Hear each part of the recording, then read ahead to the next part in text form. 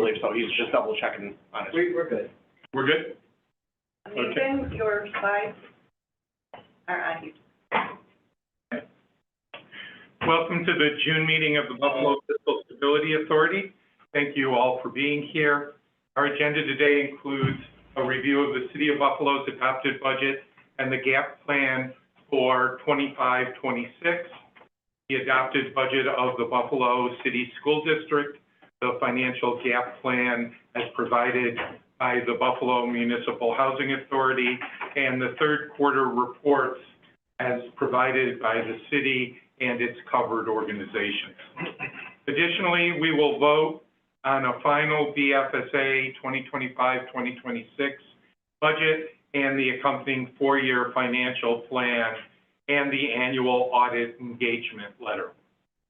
As is our normal practice, we will hold time at the end of the meeting for the privilege of the floor for any individual to speak on matters discussed today. Let's begin today by calling the roll. Director Rowe. Thank you. Secretary Frederick Wells. Here. Director Andy Sanfilippo. Here. Director Timothy Hose. Here. Mayor Christopher Scanlon. Present on his behalf. County Executive Mark Poloncarz. Present.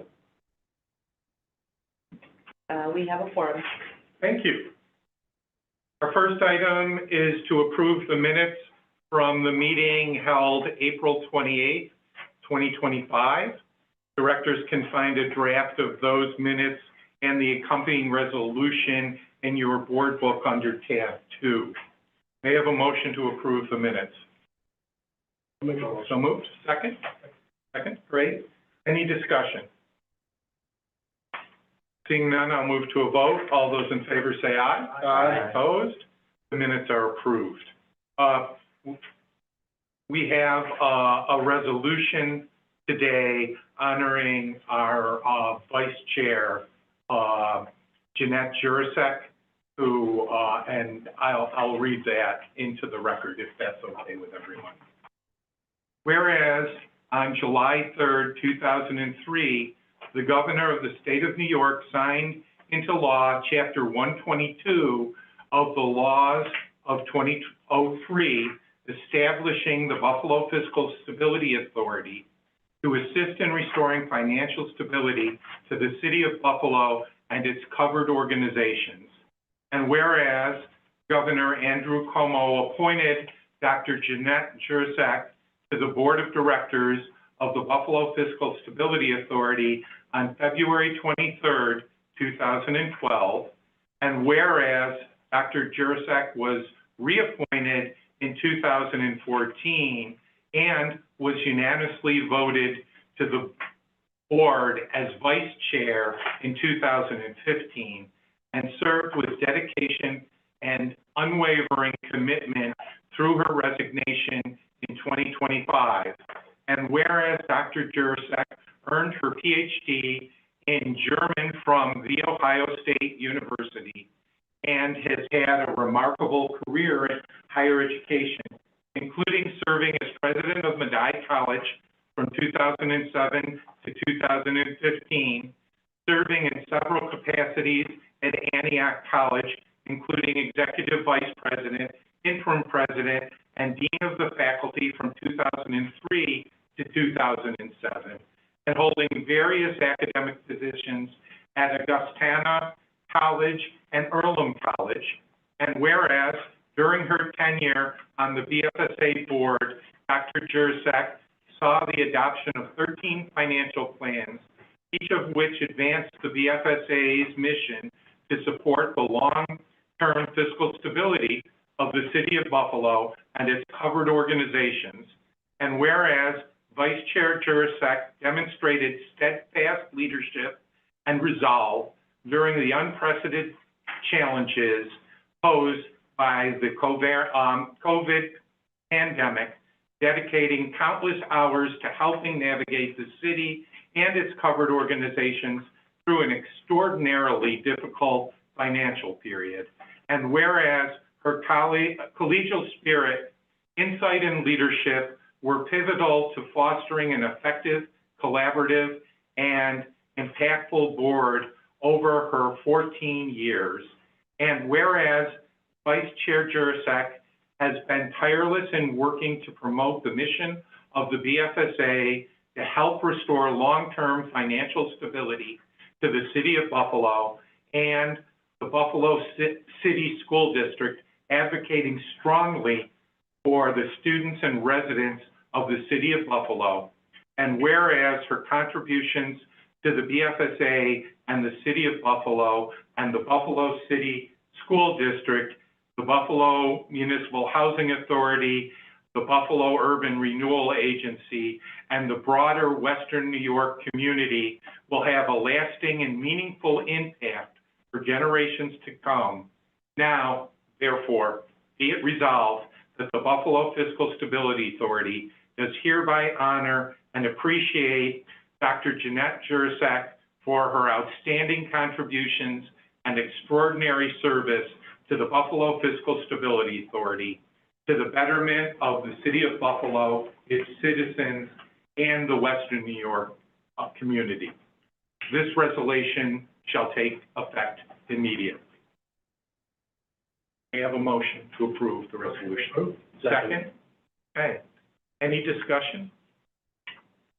I would just like to say that Jeanette has been not only a great vice chair, but also a great friend to so many in this community, and that the work that she has done, not just here at the FSA, but at Madai when it was having difficulties, and with all the other community groups that she worked with, that she has an outstanding record that I don't think many of us will ever match. And I just want to make sure that she understands how much we appreciated her for everything she's done for all of us, not just on the board, but personally. So, may I have a vote? All those in favor? Aye. Opposed? Can we note that it was done unanimously? Thank you very much. Thank you. And Jeanette, if you're out there, we're pulling for you. Okay. We'll now move on to our remaining business items. The next item of business is to review the final adopted budget of the City of Buffalo and the gap plan as submitted for the 2025-2026 budget year, along with the third quarter report. The BFSA staff reports on these items are provided under your board book under tab 3, along with the gap plan submission by the city administration and the Common Council's amendments as made to the mayor's proposed budget. Bryce, would you lead the discussion, please? Absolutely, thank you. Good afternoon, and thank you for giving me the opportunity to address the board of directors this afternoon. We'll begin the review with the city's adopted budget, and then we'll go into the city's submitted gap plan as it was submitted on May 28, 2025.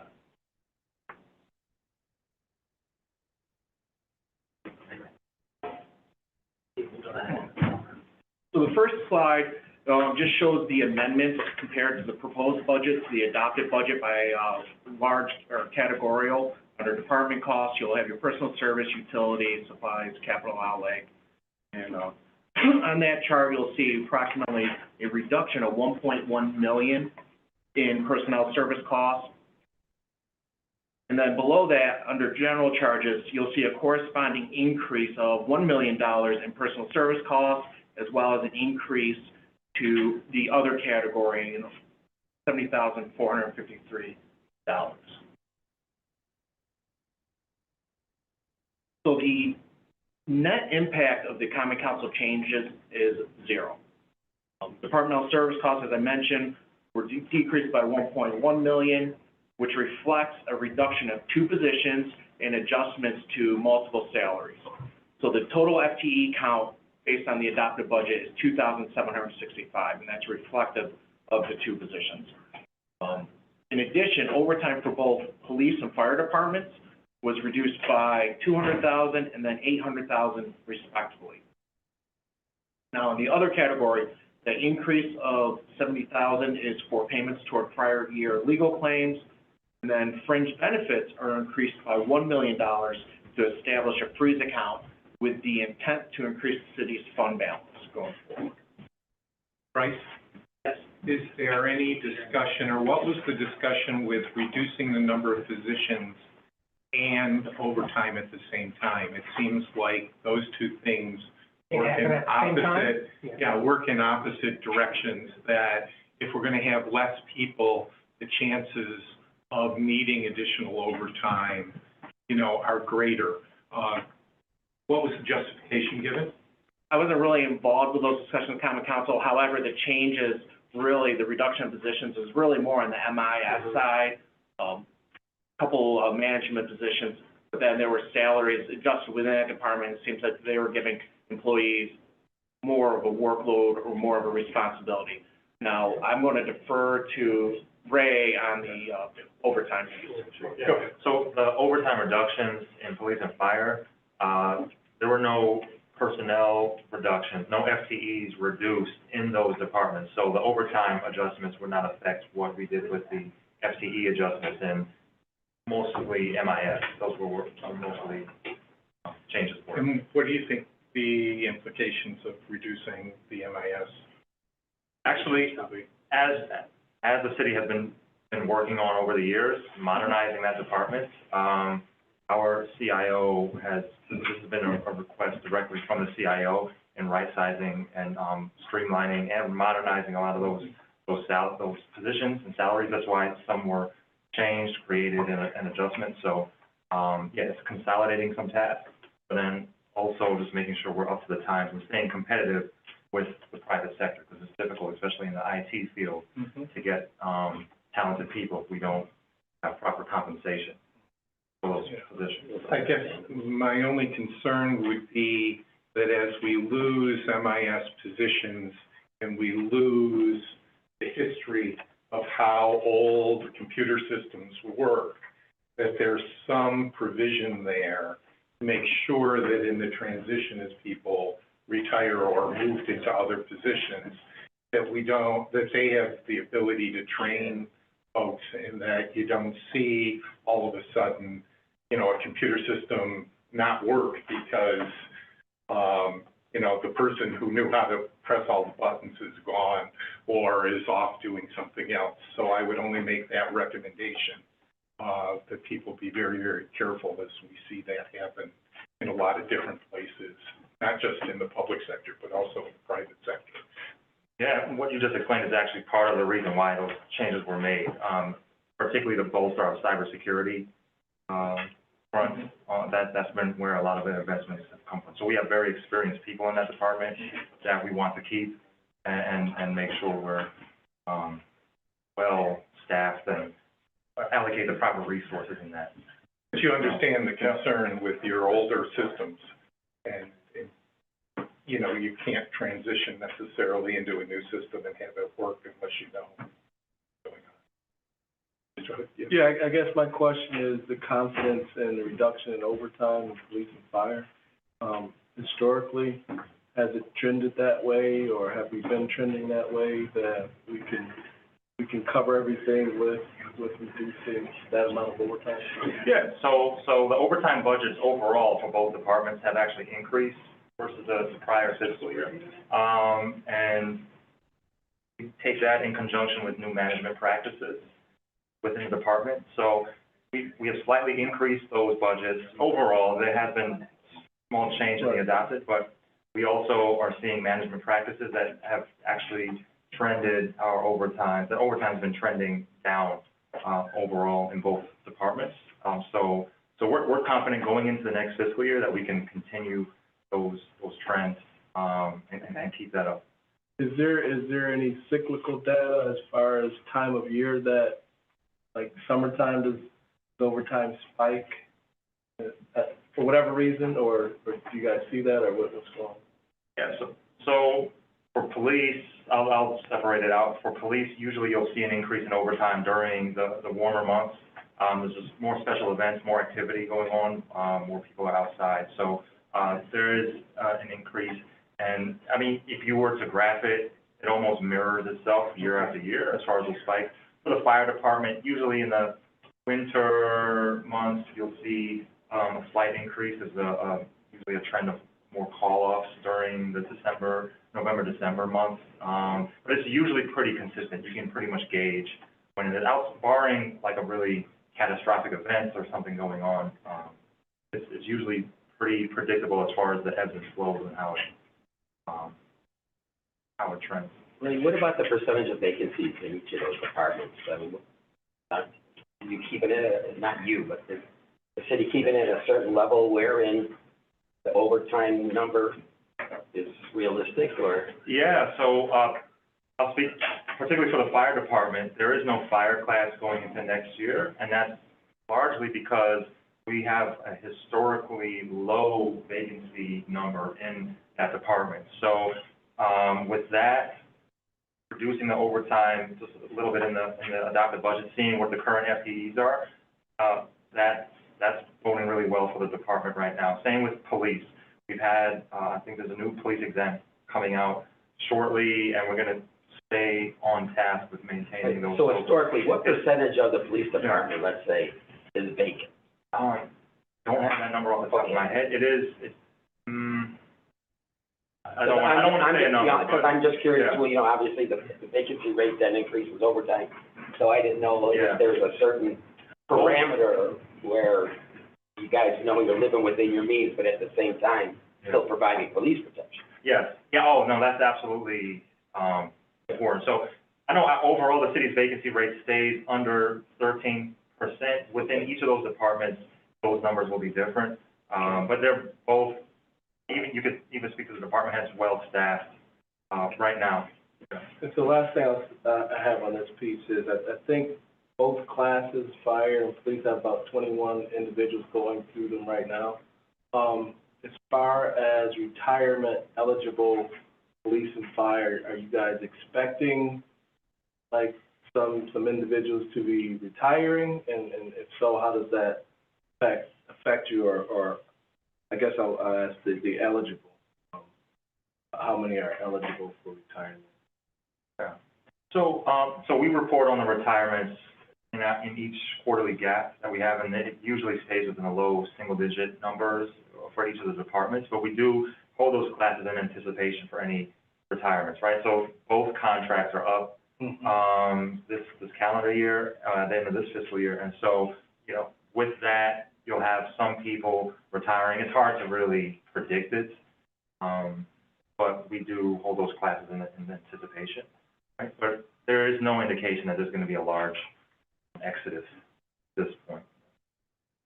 Frank, if you looked at the recommendation we made here, I think, a meeting or two ago, but to look to many of the organizations that are using fire to raise the fees they use to cover some of the costs. Was that part of this budget in the end or not, Yeah, so for special event compensation, I mean, we have things that exist right now in the city charter saying we are allowed to invoice at cost of the services themselves. Historically, it has not been practiced that way. We are going to change that and start properly billing for those. We actually created new budgetary codes. If DPW needs to block off a street for an event, I mean, we are really going to be taking that very seriously.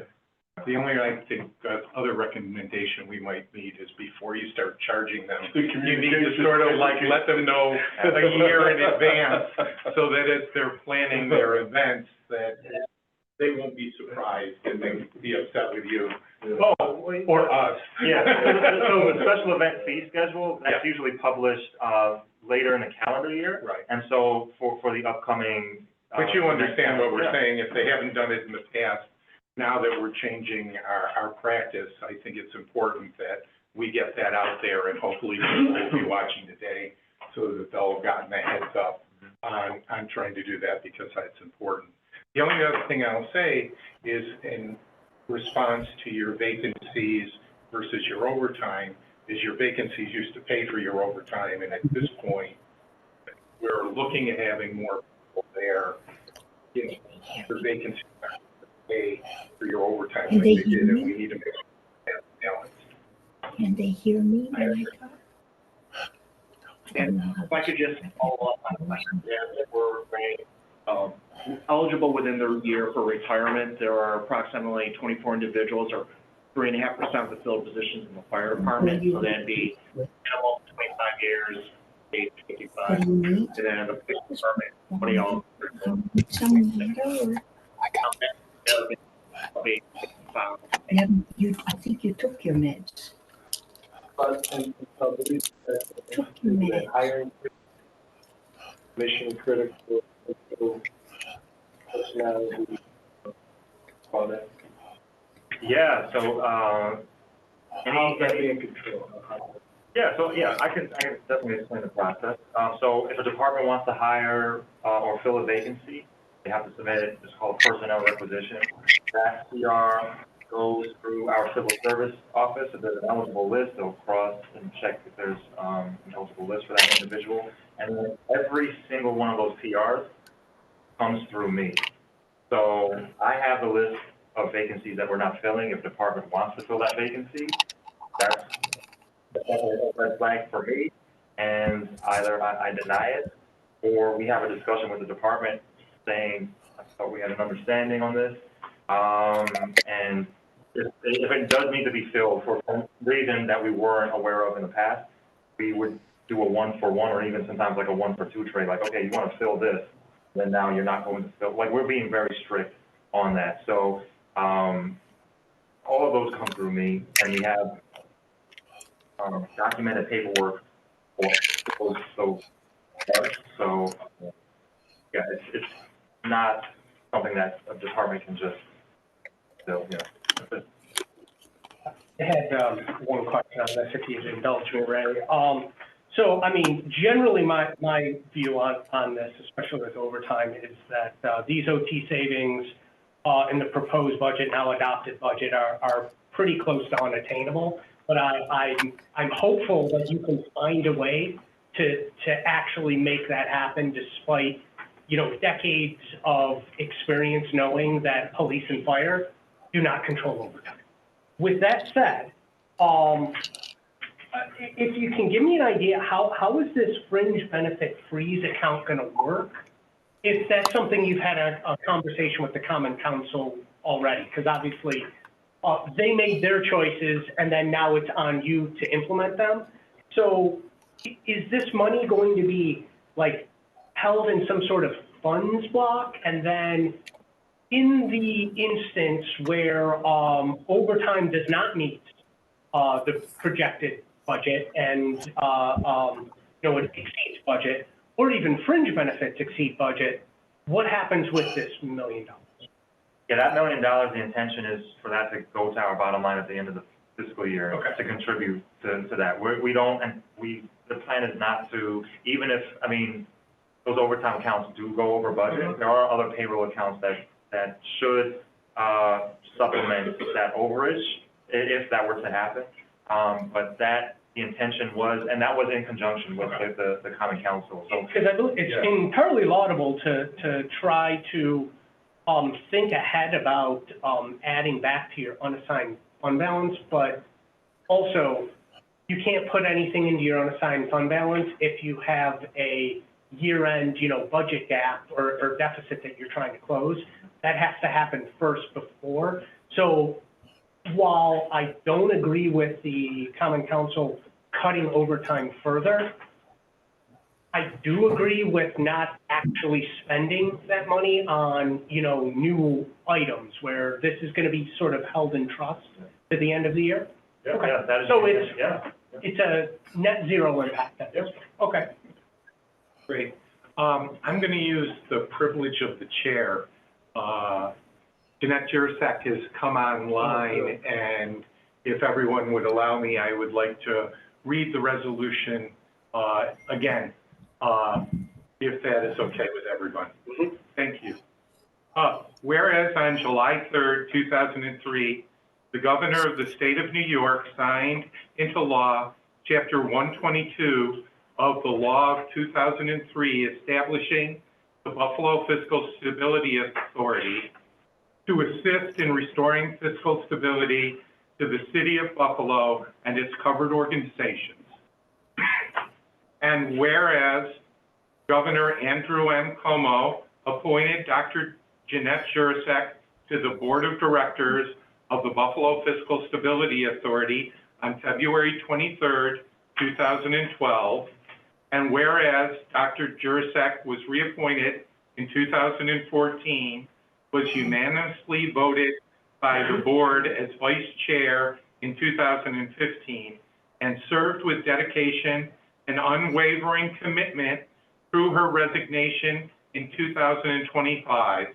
And whereas Dr. Jurasek earned a PhD in German from The Ohio State University and has had a remarkable career in higher education, including serving as president of Medaille College from 2007 to 2015, serving in several capacities at Antioch College, including executive vice president, interim president, and dean of the faculty from 2003 to 2007, and holding various academic positions at Augustana College and Earlham College. And whereas during her tenure on the BFSA board, Dr. Jurasek saw the adoption of 13 financial plans, each of which advanced the BFSA's mission to support the long-term fiscal stability of the city of Buffalo and its covered organizations. And whereas Vice Chair Jurasek demonstrated steadfast leadership and resolve during the unprecedented challenges posed by the COVID pandemic, dedicating countless hours to helping navigate the city and its covered organizations through an extraordinarily difficult financial period.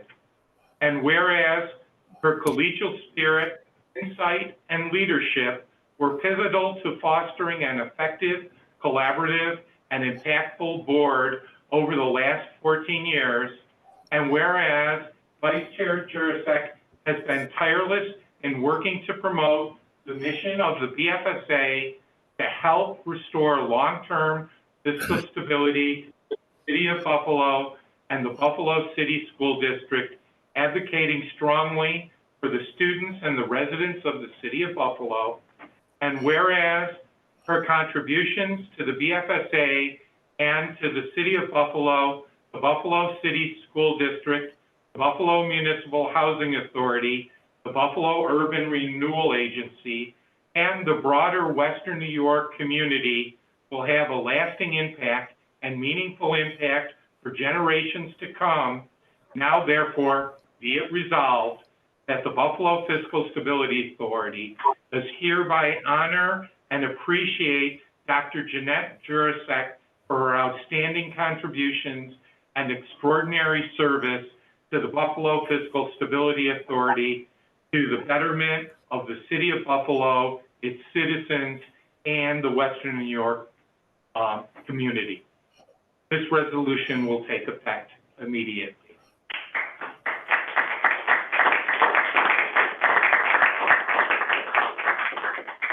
Thank you, Jeanette. It's already been passed unanimously. We just want to make sure you know how much we love and respect you, and we hope you're doing a little bit better.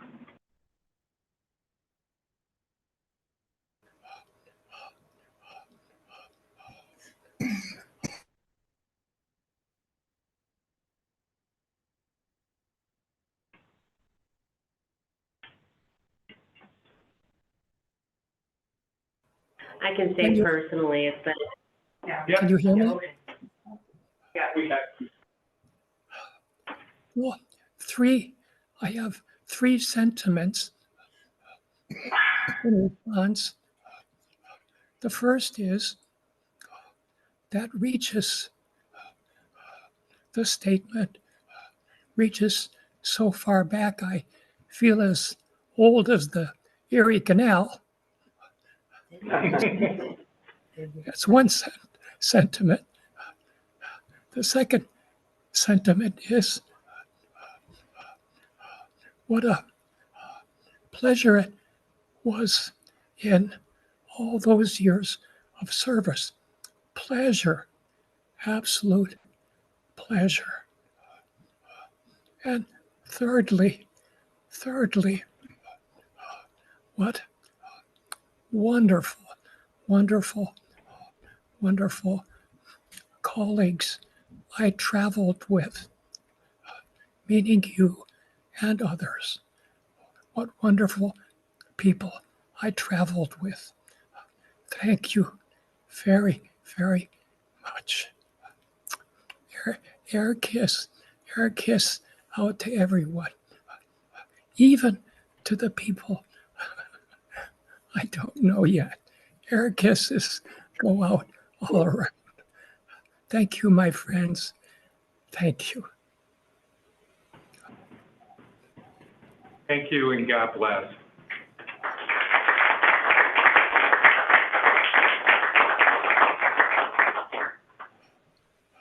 Thank you. So if I wanted, I could just stay right here and lurk and listen to every one of the reports, right? Yes, you can. Wow. And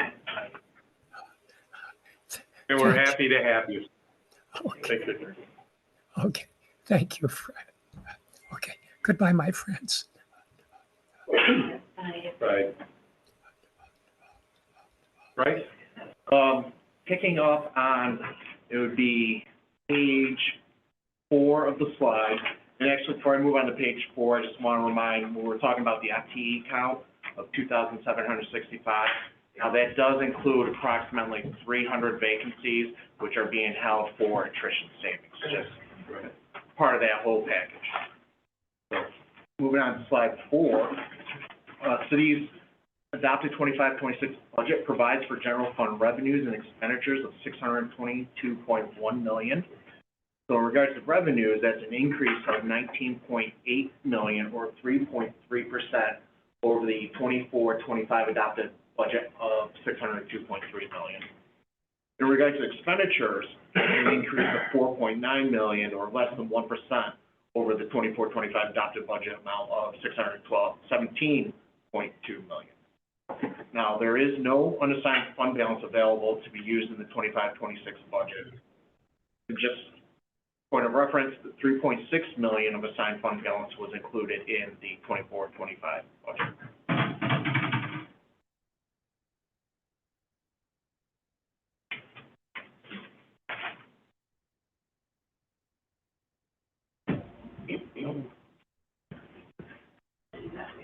So, ready? Oh, go back to.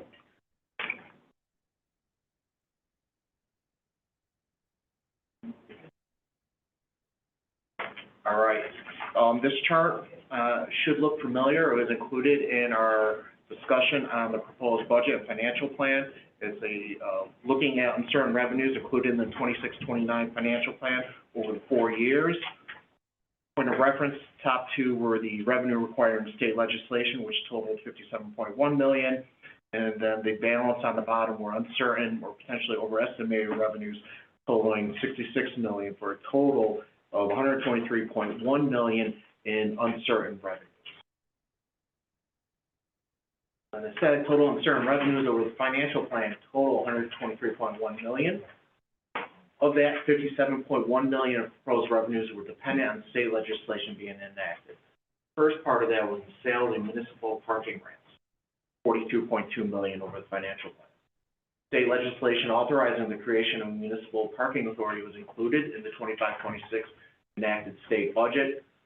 Common Council approval authorizing the creation of the parking authority and sale of parking grants has to occur yet. Moving on to the other piece was the occupancy tax, which was included for $14.9 million over the financial plan. State legislation authorizing this was included in the 25-26 enacted state budget as well. There are some caveats with that piece. that the occupancy tax cannot be fully used for general fund replacement. There's a percentage that's broken down that can be used for public service around cultural events. And there's also a sunset provision after 2 years in that one. Ray, can you, now that we have the legislation and the changes, did you adjust the 4-year plan because of that, or did you just leave it the way it was?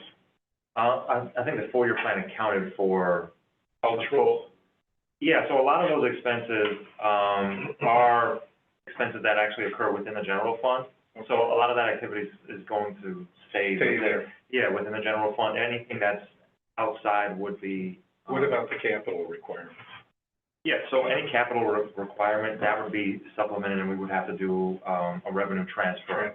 Yeah, into those. So what was booked for the general fund, that's what we anticipate as far as usage within the general fund, itself.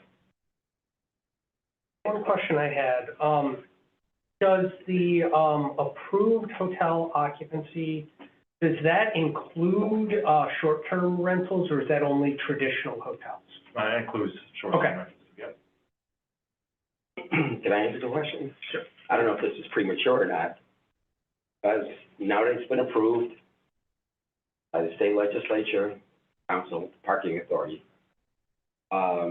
we're concerned about the timing of when certain revenues would be able to be received.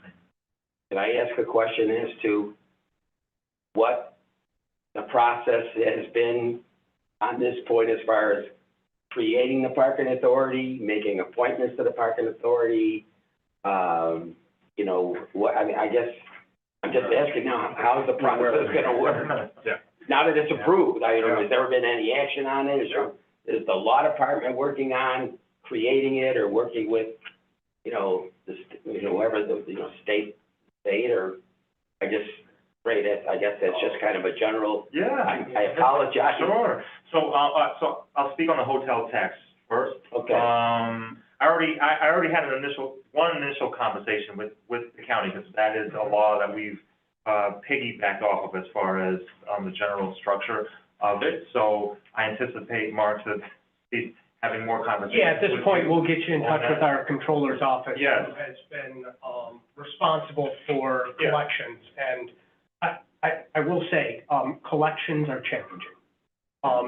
They're among the most scofflaws of any of the taxes and fees that we collect. It's notoriously difficult. With that said, for the county, we're different than the city, so that I think it's going to be easier for the city, because they don't have, dozens upon dozens of motor lodges, along every throughway exit, or, things like that change hands, they open, they close. In the city, for the most part, these are traditional, well-established hotels. There may be like one or two very small, I'm thinking along the 190, almost at the Cheektowaga border there. There's one or two like Red Roof Inn type, motels, but at least in that respect, it should be easier to collect. So we don't want to reinvent the wheel. So we're going to have conversations with the county, and also other cities. Niagara Falls has an occupancy tax as well. But outside of that, we also are in the middle of creating, drafting the bylaws.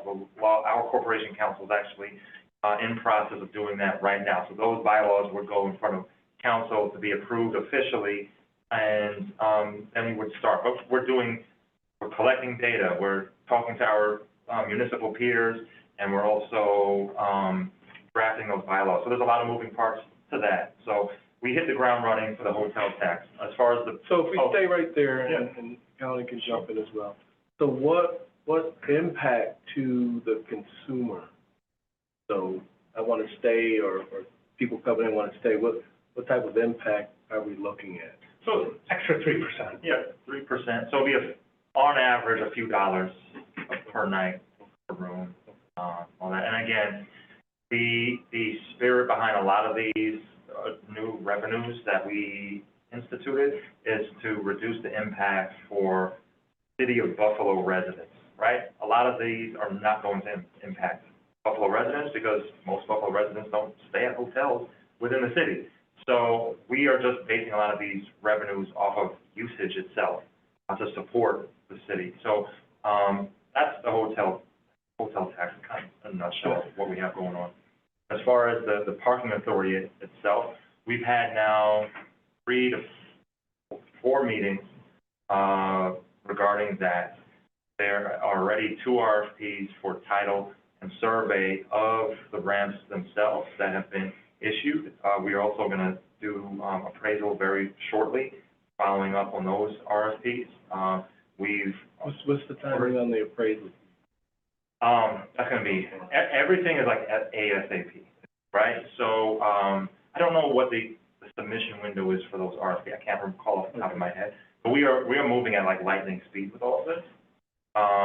We've involved Corporation Counsel to make sure all departments involved are familiar with the bill, understanding everybody's role. We've had a meeting with the City Controller's Office to just establish what their role would be in this process. Again, we don't want to reinvent the wheel, which is why the bill was drafted the way it was, where the authority can contract out services, right? So DCAR is already doing a good job of maintaining and managing the ramps, and we're going to maintain a lot of that same structure with that. So, Ray, can I just ask an organizational question? Sure. Did the legislation specify as to who makes all the appointments to the parking authority, or is it just the mayor? Yeah. I mean, who was authorized to make the appointments? Yeah. And how many are there? Yeah, the council votes, Well, I don't want to say, off the top of my head, I don't want to say how many, outside of 5%. It's 5. gonna be an odd number. Yeah. Yeah, it's got an odd number, so yeah, 5, but, yeah, so council will vote on those appointments. We agreed with the common council that one council member, I believe it's the council president, would actually have a spot, on the authority board. Okay, but it's not specific in the state legislation creating it. No, that's correct, but what we passed citywide will have more specifics on those, right? And so, we also still have to have, the city will still have to have an agreement with the authority itself on the payment structure, on, a cap as far as increasing the parking rates and things like that. So that's not in the bill itself, but a lot of those will be established with the agreement. So we have very rough frameworks right now on how that would work, but there's a lot of moving pieces happening at like simultaneously. Okay, so based on timing, Yeah. okay, July 1st is coming up in another few weeks. When are we anticipating, or when has anybody at least thought about, we gotta be done by September 30th with this portion of it. We gotta be done by, so now we gotta issue the bonds. When do you anticipate the formative meeting of, this new parking? Yeah, so, we have basically the part 1 of a lot of that formal action would, or should and will take Votes place. itself into existence on, that formative meeting. Yeah, so, with the sale of the bonds and all that, that would be at the end of this calendar year, okay? And so we've had, internal discussions with, bond counsel, and that timeline is very, it's aggressive, but it's not unrealistic. Okay, right? I guess the revenue generating portion of it is within 6 months of the start of the fiscal year, or the last quarter. I'm just curious as to what bond counsel or your financial advisors are saying as to when they think realistically the city would be able to generate this income. Yeah, so it would be between end of this, calendar year, trailing into the spring. But again, for this transaction proper only needs to happen by June of 2026, right? So, but there is a process when we sell the bonds, having that coverage and everything. It's a multi-month process. But there's also 2 parts to this. So you have the sale, but you also have the revenue that you're gonna generate. So how are you gonna guarantee that you get your parking revenue from the authority if they don't generate that amount of money to give you? the money back, if you know what I'm saying. Right, so for the 25-26 fiscal year, I still booked the parking enterprise revenue, because that's still gonna be operational during this entire, time, right? So, I do have it where the parking enterprise itself, we are going to Still take Yeah, that money take that. and put that into that line. absolutely. Okay. And so how we have the account structure, it's gonna mirror a lot of the parking enterprise, Mm-hmm. right? But we will see the revenue from the authority itself booked for 26, 27. Okay, but conclusively, I mean, the You- recurring revenue when I say Right. that. but conclusively, in spite of that part of the revenue, you think you're gonna hit the $30 million within the next fiscal year? Yes, that's the plan. So whatever the total sale is, what we booked for 25, 26, that $26.5 million, Yeah. that is the target, right? And so in the 4-year plan, we have a multi-payment process, right? It depends on what the sale comes to. And that's But we are- gonna be my question, how confident are you guys in that? Yeah. In that So- 26? Yeah. So, the way in real estate, and I'm not this is not my point of expertise, right? I had to bring myself up to speed. That's why we have. So, with these type of revenue generating assets, you have an income cap cost calculation, right? So you look at the audited financials of BCAR. We take that information and you have some type of a cap percentage, giving you a little bit of headroom, so 8, 9, 10%. At its most conservative, if we had cap rate of 8%, that would generate up to $56 million. 9% is about 50, and then 10%, which is the most conservative, still $45 million, right? And then we booked the overall sale in our financial plan at $40 million. So the city feels like we're pretty conservative with that $40 million number. And even so, we only did the 26.5 for the 25 to 26 budget. So where we spoke about the 30. Yeah. I meant 26. Oh, yeah, sure. So where we have it saying uncertain, you're confident? We're extremely confident. This has to and will work. I don't plan. We know how this has to work. With the will. Yeah, so, I mean, I'm here every step of the way to make sure it's gonna happen, but we're Yeah, confident. but if I can just give you my concern again for the record, which is, given the interest rate, situations, as interest rates rise, your debt service is gonna rise, and the cost of this to the city is gonna rise. At some point, there's a crossover number. I don't know what that is. I'm hoping that you will do the analysis to know that if you go to market and interest rates have changed enough that this no longer makes sense, that we wouldn't follow through with it. Because I think that's a critical point. I know you're confident, I know everything else, but I think that we need to do this analysis ahead of time so that when everything gets pushed and shoved at the last minute, as it always does, that we have, a red button that says stop, and that we're ready to push that, given everything that's going on.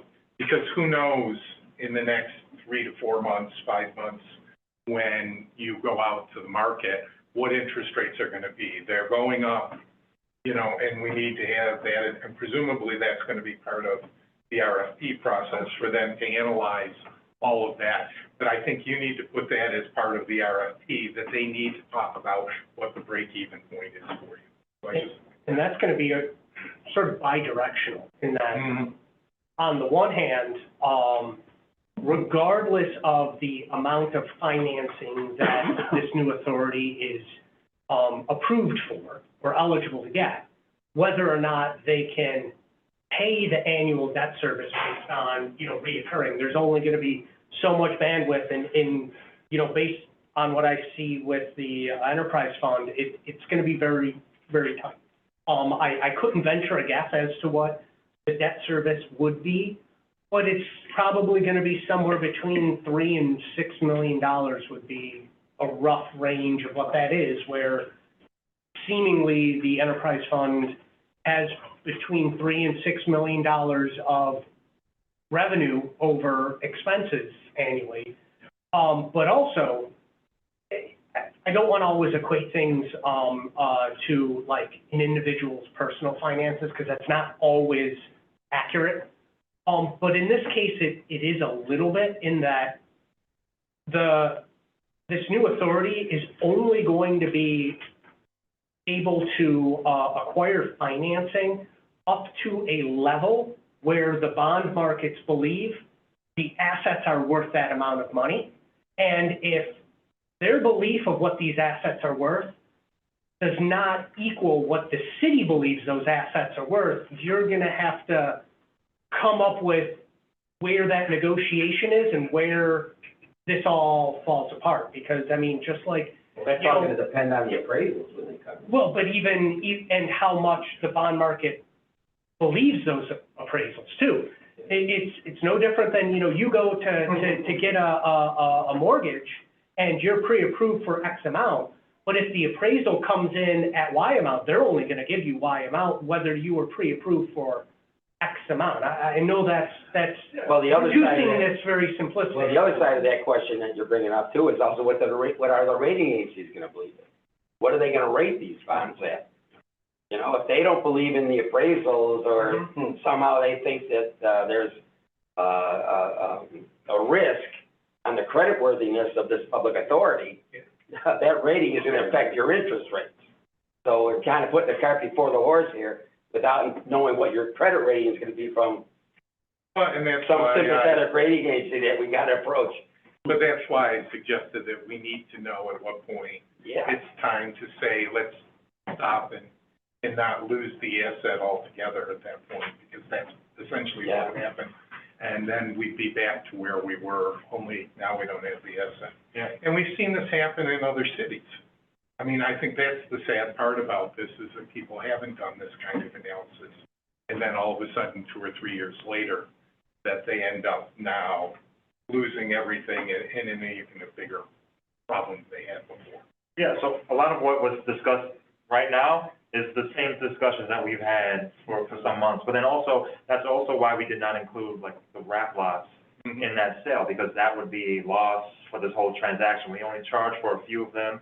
A BCAR manages them, but it would not make sense for that to be under the purview of the authority, because that would not make much financial sense for that. So that's also why, I mean, this is all good conversation and one that we've definitely, addressed and thought about. As long as there's movement. Yeah, yes. Ray, I had, two related questions. One, what happens to BCAR as part of this? Do they sort of get absorbed into the new entity?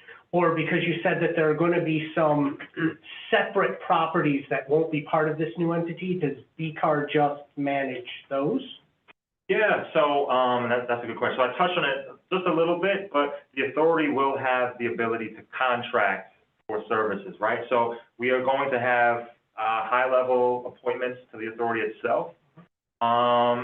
They will be able to contract, and this is just all hypothetical, right? But with BCAR, the contract with BCAR to manage, BCAR already has a controller, so there's financial management, baked into that as well. And it would just basically be business as usual. Users of the ramps would not really see much change at all. The staffing, should be the same and everything as far as. So BCAR doesn't really get absorbed into it, it ends up almost like a third-party manager? Yeah, The the authority operations. contract, yeah. They're the operations. Yeah, so the BCAR itself would not fail, they would still exist, right? And they would just have a contract with the authority to perform those The services. second question I had was, you had mentioned, great that you have a bunch of RFPs out. RFPs mean contracts, and contracts mean money. Obviously, you have a new organization that does not exist yet. Contracts will be in advance of said new organization. Who's paying for these contracts? Yeah, so right now, we did budget for services within, the general fund to absorb, some of that. They're not exorbitant costs by any means, but we definitely. Yeah, but there's something. Yes, yes, yep. Bryce, you wanna get us back on track? Moving on, there was $66 million of potential timing issues, in fact, in revenue recognition that were identified. The first piece of that is the tribal state compact, the casino revenue, potentially overestimated. Revenue recognition could be delayed if a new agreement is not reached, if casino tax receipts are being held in escrow until such time that there is an executed agreement.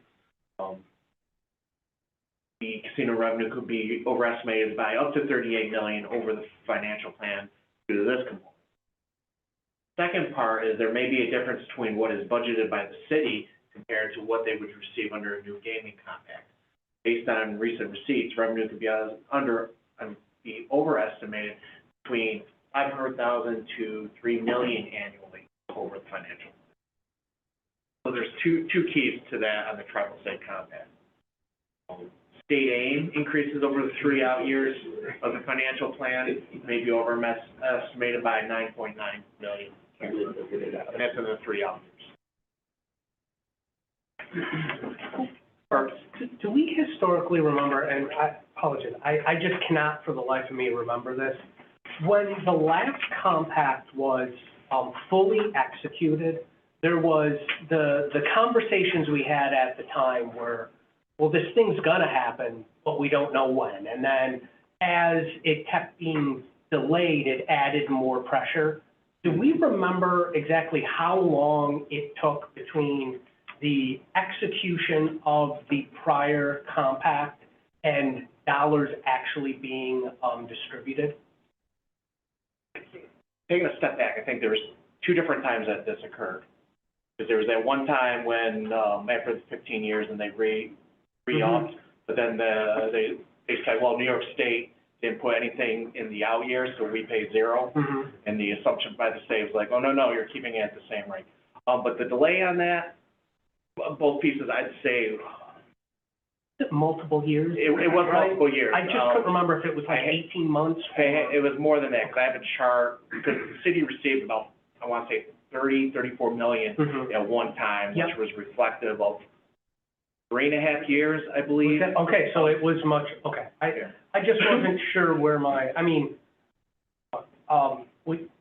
we have to take that into some level of consideration. My hope at least is that this time around, they're not reinventing the wheel to some respect. So there'll be less delay between the point at which the compact is actually negotiated and when dollars start getting disseminated.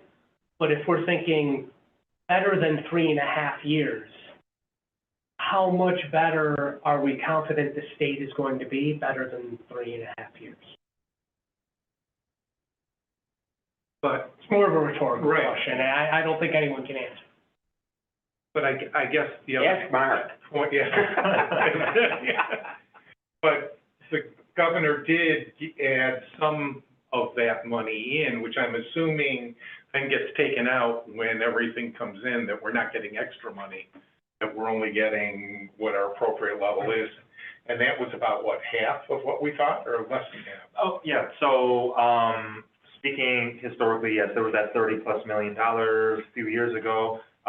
Fiscal 23, we got about $7.8 million.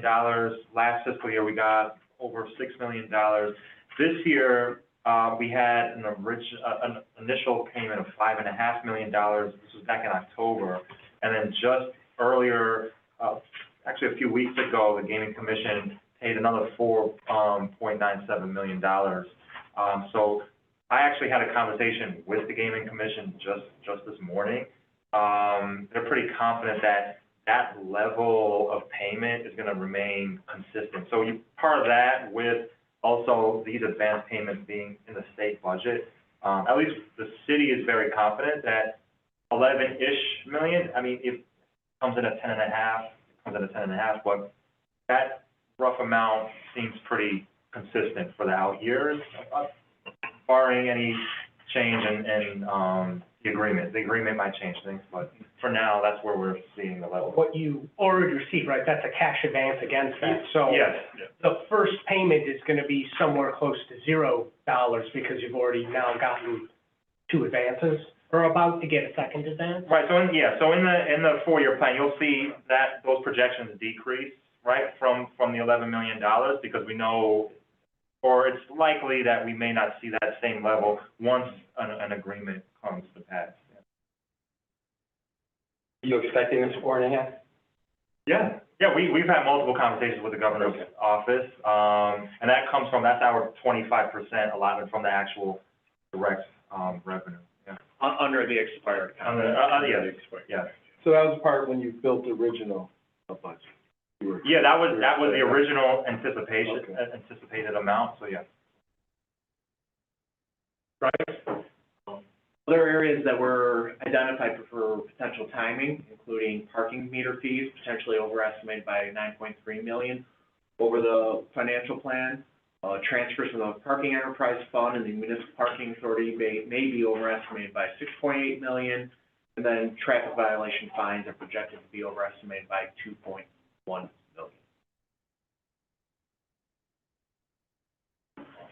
As was mentioned, the city submitted their gap closing. I'm sorry, so. You agree with that? Yeah, that's it. Well, a lot of overestimate, right? I mean, So a lot of those were based off of, pending, laws that had to be approved by council, so like the parking, some of those parking fees. But this is also in the 4-year plan. So these are based off of actuals, over the period of 4 years. A lot of these revenues, we do see a trend up, which is why we budgeted it the way we budgeted for the out years. so why do we believe it's overestimated? Why? Well, when I did my initial analysis, like prior years, legislation before common council, but then they won't pass it. So they passed some of these fee Like last increases. year, for instance. Yes. So they started passing some of these fee agreements. And then we also have not seen a full return to work downtown. So you don't have the volume that you had pre-COVID of people coming down, paying for on-street parking, receiving tickets on street for overstaying, or even the traffic violations portion. So it's multiple pieces. Yeah, and it's a recent development with a lot of Bryce's work, has been some months in the making for this, but we have seen a slow recovery with, downtown. Now, it hasn't gone back 100% to pre-COVID levels, but since then, we've seen increased usage with the ramps, parking, even our parking ticket revenue has, I think we're ahead hundreds of thousands of dollars compared to the last It's fiscal not a year. good thing, So- it's a good thing, but it's not a good thing. Yeah, people need to park legally, I'm sorry. I'm all about enforcing the law, but, so we see a lot of those things, So you guys are trending forecasting a resurgence in downtown or traffic? Yeah, we want downtown, we all want it. From a, so I don't know if you're counting on businesses and a Monday through Friday, but I just don't see that trend going back to pre-COVID levels just because of this work from home and this mixed model plan. Yeah, so that's why also. Sorry, the other thing is, individuals are making other decisions because they have a mixed schedule. Right. So that's why we also have, the increased rates and the revised, parking fee structure. That's going to, supplement that decrease trend that you see. But we have seen just overall, Okay. I would love to see downtown back. I just got a quick question for Bryce. Bryce, is there some sort of algorithm or equation you're using to come up with the 2.1 million? Is there a? That was on the traffic violations. Yeah. That's just looking at actuals over the last few years, but then I think, traffic violations, it's 2.1 million over the last 3 years. So I was in agreement with Ray's estimates coming in 25, 26, but then with my analysis, I'm looking at the out years, they could be potentially overestimating by these amounts. Okay, based on some percentage of what has not come in over the last couple of Correct. years? I think I had them going up gradually. I just want to know what, if Yeah. there's some sort of formula, how you calculated the 2.1 million, and I didn't know what it was based on. Now, traffic violations are a little difficult because that's actual law enforcement stopping a vehicle and issuing tickets. So historically, we've seen this number up higher with, there's gonna be enhanced enforcement. And we've heard this over the last couple of years, and it hasn't really materialized. Now, the city did adjust the numbers downwards, and then started increasing them in the out years. Okay, here's an overall question as it relates to vacancy. I knew All right. Should we be hiring more people in the parking violations bureau? And we have. Okay, so. We're giving them new equipment, we are keeping them well-staffed, that is a revenue-generating department. So Right. that goes under the purview of what our soft hiring freeze that we instituted. I am not blocking those type of positions at all. Okay, so no, Yeah. you're to be authorizing or approving all PRs that come from parking violations. Pretty much, as long as they do, well, I think as we long as need they're to be budgeted. very, very careful with that, because at some point, Well, it's on the record. you're gonna have people who aren't paying for themselves, with diminishing No. returns to all of this. But I think that it does lead to a bigger question of analyzing and keeping the vacancy rates, particularly for commercial real estate here, and keeping track of what's happening with our business spaces and where that goes, because it doesn't look like the trend in those, from looking at business spaces, not your numbers, but I'm just talking about business spaces, that it doesn't look like those are increasing. If anything, looks like they're going the other way. And so I think there are a lot of reasons that might be, but we've got to make sure that we're careful. And how are we going to promote downtown to make your, revenue estimates correct as we go through? But there's also parking meters in all the neighborhoods too, right? Some of the main Yeah. streets. Yes, some. So, and Don't there's, expand that. some Well, can I be. think like North but- Buffalo, it's a very commercial area, Elmwood Village, is Hurdle, very commercial. Yeah, Hurdle Avenue, Elmwood, Right. Delaware. I mean, I would think that, it's not all about downtown either. No, we're looking at all those corridors. Okay. I mean, there's, like, I frequent Hurdle a lot. That's like a high-demand Yeah, parking yeah, area. yeah. We are looking at the behavior of parkers, and we also want, for businesses, people not to just park their car there, like, all day, and they not even patron those businesses. So Yeah. that's part of the spirit of these new rates, to get people in, out, and you have more people still coming in, because there is a demand for those spots. And so, we're working on improving those aspects of it. One quick question then, as it relates to the neighborhood businesses. Is there any pushback from these guys saying you're killing us? I haven't heard anything. Okay. I mean, maybe there's a. It was in the Buffalo News saying that, but it's, Yeah. but, I mean, they're always gonna say that. I think the question is now, with the changing composition of the suburban malls, where we're losing the Boulevard Mall, Eastern Hills, all of McKinley, we should be trying to direct a plan, not to have strip malls in outside communities, but somehow to figure out how to bring them back downtown. And there's got to be a parking plan that does that. Maybe it's Saturday, and we already do some of that, free parking.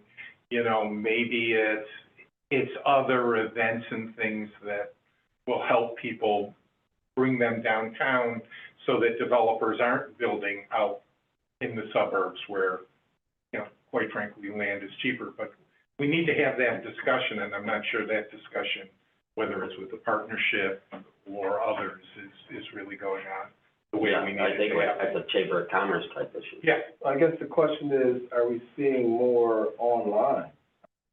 Are people really saying we no longer really want to go into a brick and mortar and shop like we used to, because it's so convenient that I press this button and it appears and I go about my day? And so before we start saying, hey, let's build, we've really got to listen to what the voice of the customer is saying and the trends. We do benefit from the internet sales tax, so that is, one way or another, we do benefit. Okay. okay. Now, we're going to be moving into the city's gap plan that was submitted on May 28th. Gap plan really consists of two significant pieces. The first one being the potential to issue a short-term deficit efficiency note in the amount of $30 million. And then on the expenditure side, reduction to expenditures totaling 10.9 million for a total gap plan reduction of 40.9 million.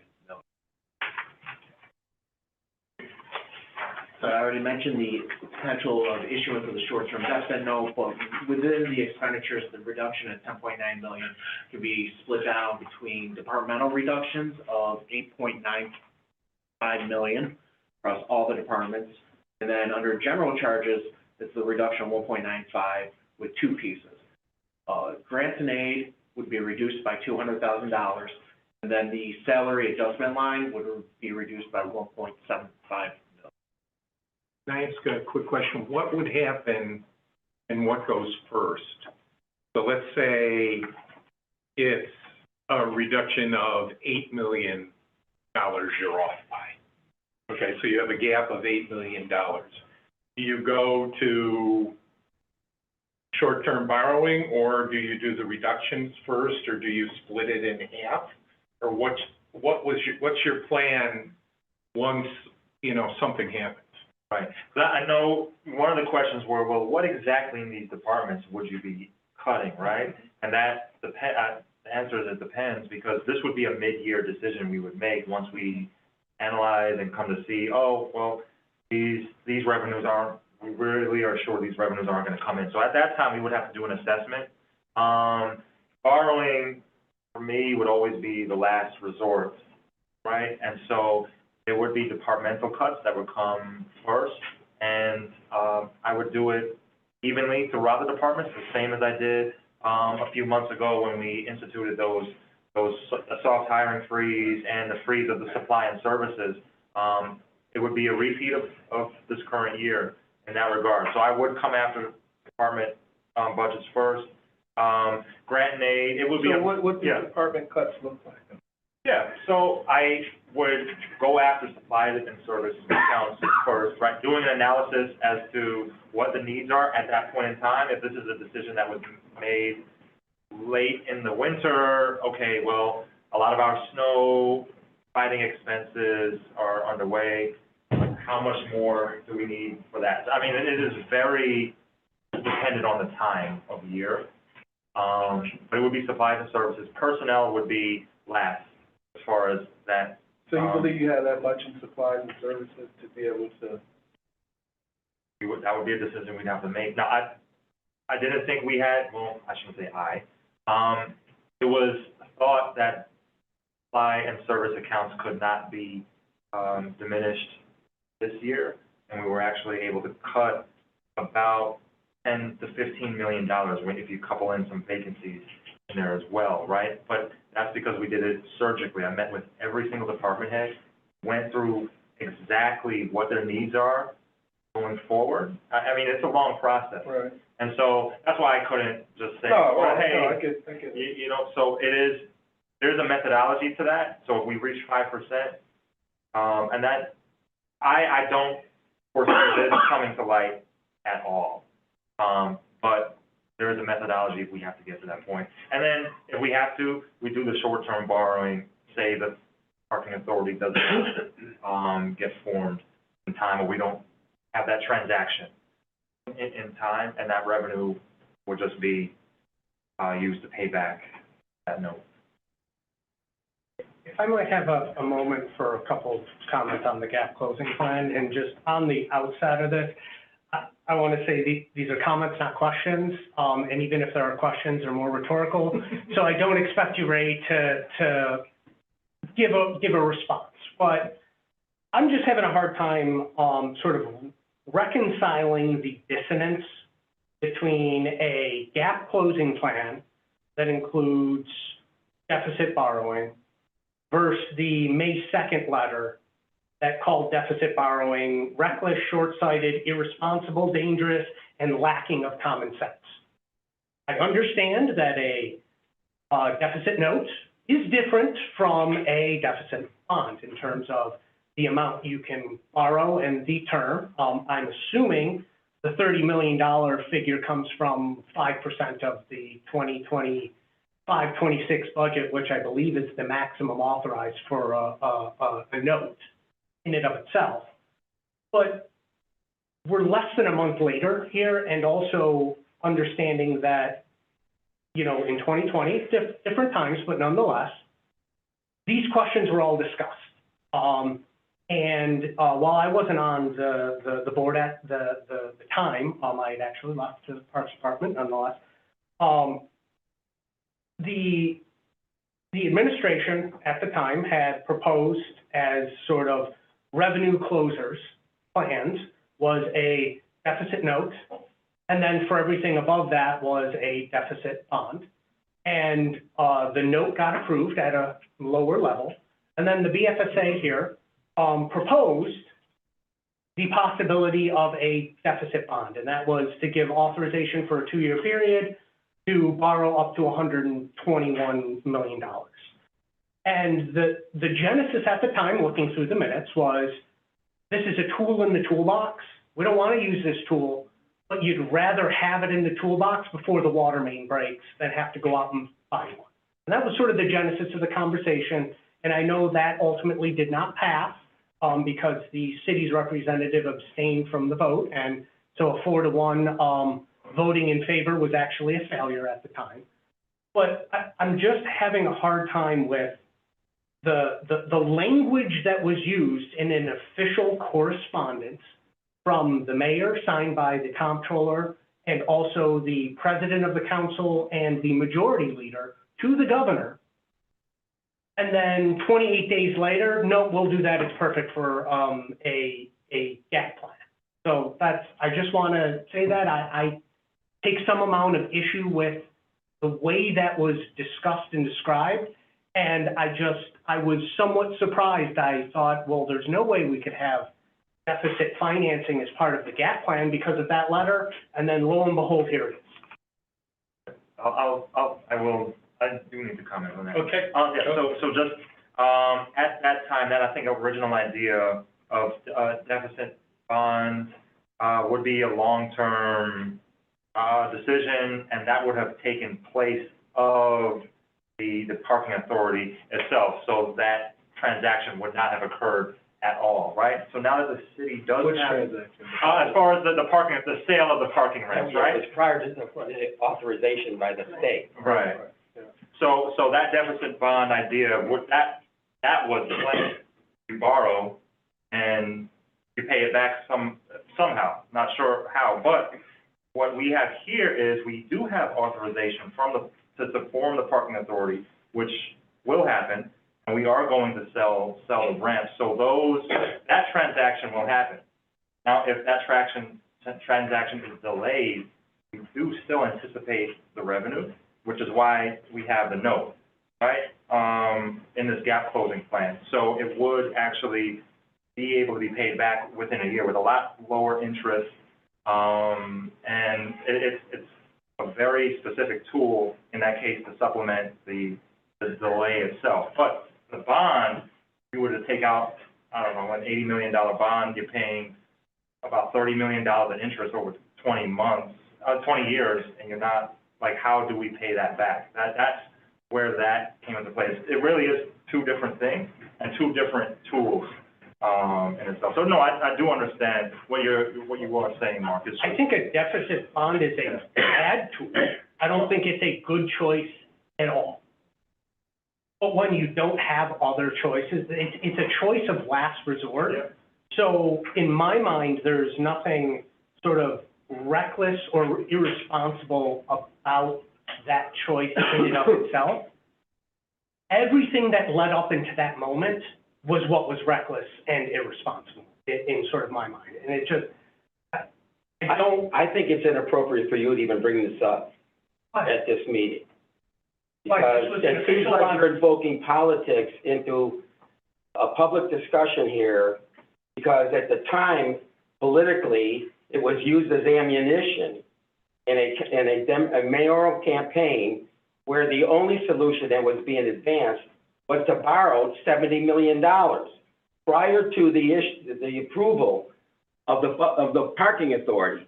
If anything else, as a result of at least the approval, it shrunk the borrowing from $70 million in a deficit bond to $30 million. So for you to throw this up there right now, I'm very disappointed in you. And I apologize for my demeanor here. Yeah, you can respond all you want. The fact of the matter is, you're playing politics at And this then board we're- meeting. Excuse me, And then was let's. the letter that was sent, an official letter from the mayor's office on official letterhead with the comptroller, the common council president, and the majority leader, and also sent to this body. Is that true? Yeah, So how is in reaction to a letter that was at this sent, meeting? Okay. in reaction to a letter that was sent by your office to the control board, right? Which also was a government letter. Which was also leaked to a mayoral candidate prior to us even having a board meeting at that time. I see the only politics here is what you. Oh, no. Here, okay, let's get back, right? It's an official government letter, and that's the only reason I'm bringing it up. If Right. this was a press release, if this was a campaign speech, if it was any of that, I am not naive. I understand the differences there. This is an official government letter that should be treated as an official government letter. We are a board that sits and receives this official government letter. I'm allowed to make my own assessments of that official government letter. Sure. All right. But not in the instance where we're covering a gap closing plan that we're trying to apply. Let's go back on, come on, Bryce. Just going back to the gap closing plan, these were the proposed departmental cuts. This is in your, slides as well. It's a little hard to see on the screen there. Both departments are projected to be reduced by 5%, except for police and fire. Police would be targeted at 2.5%, and fire at 1.2. And that's more or less due to the size. You can make those significant at 2.5%, you're at 2.7 million versus, 5% for common council at 182,000. So, there was a methodology when they were looking at the departments to go through and how they would carve these out. But Do we know how many FTEs, cuts these would be? I know you talked about not. So, yeah, you mean in the, Yeah. so I know, I think it was, published, or the administration itself never said we would, part of the gap closing plan, cut any FTEs, just reducing the department, expenditures by 5% itself. So it could be a mix of FTEs, Sure. but we don't have any specific number. I mean, I can't believe that if we look at, essentially $11 million after you've already made, a 5% cut, that you can get to these numbers without some FTEs. I'm just wondering, I mean, I did do the analysis, and if these cuts were FTEs only, mid-year, it'd be just shy of 200 positions on average. So, and that's doubling it because of the mid-year. And that would be about 8% of, a little less than that, 7% of the workforce? Yes, yes. I think we just want to be careful as we look at all of this, because I don't think the public should think that we can make all of these cuts, with paper clips and markers, and that services will be impacted, because our discussions later on are going to be that in the out years, we're going to have to raise property taxes to make this. Even if we do a short-term note, not only do we have to repay the money, but we've also got to repay the debt service and others to be able to do it. So all we're doing is smoothing out the harmful impacts so that we can get back to something that's more balanced. And I hope that people realize as we go forward that this is going to become much harder every year we do this, because there's less and less to cut as we go through it. And just one more comment on the FTEs, right? So, one other method is not only just to totally eliminate a position from the fiscal year, but then also do a delay hire, right? Yeah. So you, instead of filling the job, January 1, you fill it like April 1st. Right. So you have that 3 months worth of savings for that particular position. But particularly in police and fire, we already have those vacancies, and we've got to be careful. Yep. Because if we need to do a service, we need to do a service, so therefore overtime's gonna go up. We have to be careful, right? You know, it may be, we don't wanna only half fill the vacancies for snowplow drivers in the middle of January, right? Maybe Those are April- essential positions. Maybe April or May, but not, well, and even April or May, we may wanna Yeah. worry the way things are going. Bryce, can you continue? That brings us to the summary. Wrap-up items. So, excuse me, one important matter that we haven't discussed today is that this GAP plan maintains the rainy day fund, the emergency stabilization fund. And that most recently available balance is $50,686,000. That's committed. It requires an act of common council to release it, but it does remain intact over this entire, GAP plan. 50.7 million. Did we determine whether, by the end of the fiscal year, there's an increase that's gonna happen based on the methodology of how the rainy day fund, is calculated? Right, that's revalued annually based on the year-end audit results. Okay, so it's gonna be a while before Yep. okay. Yep, exactly. So there's that I wanted to point out. It's revalued annually, and it represents 30 days of expenditures. In the event of a delay in the parking ramp transaction, which, there's a lot of things that can happen. Mhm. Yeah. The deficit borrowing largely funds the ensuing budget gap. We just talked about that. That's important because assigned and unassigned fund balance, which would typically be available to bridge these types of budget gaps, is unavailable over this financial plan. So we're looking at a different solution than we would have in the past few years. Presumably, the note would be repaid in the following year with proceeds from the parking ramp transaction, but in the event these proceeds are insufficient, taxes likely would need to be increased. And if the transaction fails for whatever reason, the tax increase would likely be substantial at $30 million to be paid. We continue to recommend the city prioritize identifying new or additional revenue sources or potential spending reductions to address the out years, and particularly those revenues that we identified as uncertain. Overestimate might be a good term as well. We also recommend that a departmental level plan be developed to identify how those departmental reductions would be achieved. And identify those specific positions or costs by department. There also needs to be a determination when the gap closing plan would be implemented. So you're going to get to a point where your budget gap is going to be able to be effectively managed. There's a drop dead date. What is that going to be so that it doesn't snowball and get away and get larger than can be filled reasonably. And then finally, it's just a small matter, budget amendments that Common Council will pass, they do affect the out years of the financial plan, not in a material manner, but we'll need a final financial plan that addresses that. Yeah, It's work on not, that. it's not overstated it. Thank you. Any other questions on this part? Yes. I think let's make a comment. As we're looking at these measures to reduce spending and some other stuff, and I believe you would be, but hopefully we're keeping an eye on maintaining a certain level of services, right, that Buffalo residents come to expect and need for us to be able to do this. Cutting and truly impacting residents is tough, right?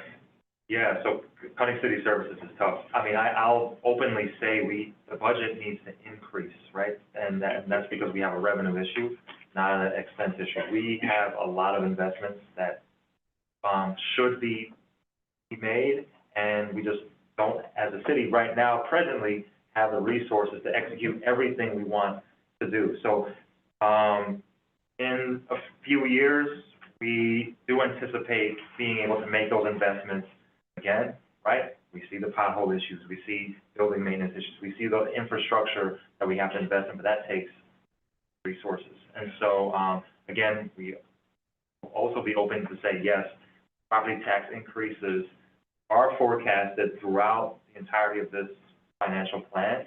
As far as what they are, we can't definitively say, I mean, we have amounts in the four-year plan, but that's going to change depending on our financial outcomes in each of those years. But we will be going over the tax cap again for at least the next couple of years. Yeah, really focusing on quality of life type stuff, right? So when we talk about tourism dollars and that type of stuff, if we have quality of life and we have quality neighborhoods, and we have reinvestment into neighborhoods, and you get people coming in and checking out the neighborhoods and patronizing the local businesses, not just in the main corridors, but the other corridors, which excite individuals. So that's my hope. You all, I agree. I openly say every resident deserves some standard level of quality of life. I hate to drive down a street that I wouldn't want to live on anywhere in the city. So that's like the goal of making those investments. Yep. Okay, any other? If not, the resolution on the GAP plan and the financial plan will be considered when we do all the other reports today. So you're stuck here for a while. The next two agenda items are the review of the adopted budget of the Buffalo City School District and the third quarter report. The BFSA staff report on these items has been provided to you under tab 4 in your board book. Nathan, can you lead us? Can I? Sure. You think perhaps maybe we could take an agenda item out of order, so the gentleman here that represents Housing Authority, and this is just throwing it out there. I don't know, how are you? We have our insurance representative here. Oh, I'm sorry. Okay, I apologize. As well, so, I mean. I apologize. I didn't realize. I forgot. You can. Insult to injury. Yeah. Well, He definitely has bandages. yeah. Now, do not start putting bandages on. Okay, just for the record. I apologize. Just to go through that. This looks like it's pretty expensive too, that's all. I apologize. Nathan? Well, we're going with the school district adopted budget.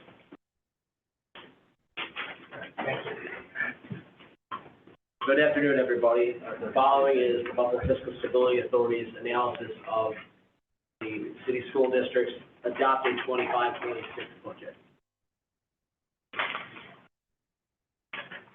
Some background information here. The Board of Education adopted the budget on May 28th. Draft 26-29 financial plan has not yet been submitted.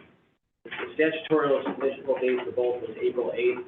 This board gave extension for the four-year financial plan up to May 28th. That is not met. The adopted budget was submitted prior to that date. The high-level summary here, this table will compare the prior year adopted budget with the upcoming year adopted budget. The district's forecasts are included as well, and then I also have some information on the side comparing the budget-to-budget increases by dollar amount percentage, and also for an informational item, the adopted budget as compared to the Q3 2025 forecast. The first key finding is that the year-to-year increase in revenue was about $25.4 million, or 2.3%. I'll break that out a little bit better when we get to the revenue section. The year-to-year budgeted appropriations increased by a slightly lower amount of $20.8 million, or 1.8%. The adopted budget has a deficit of $78.8 million, and that is filled through the appropriation of fund balance in that amount is 6.6% of budgeted general fund expenditures.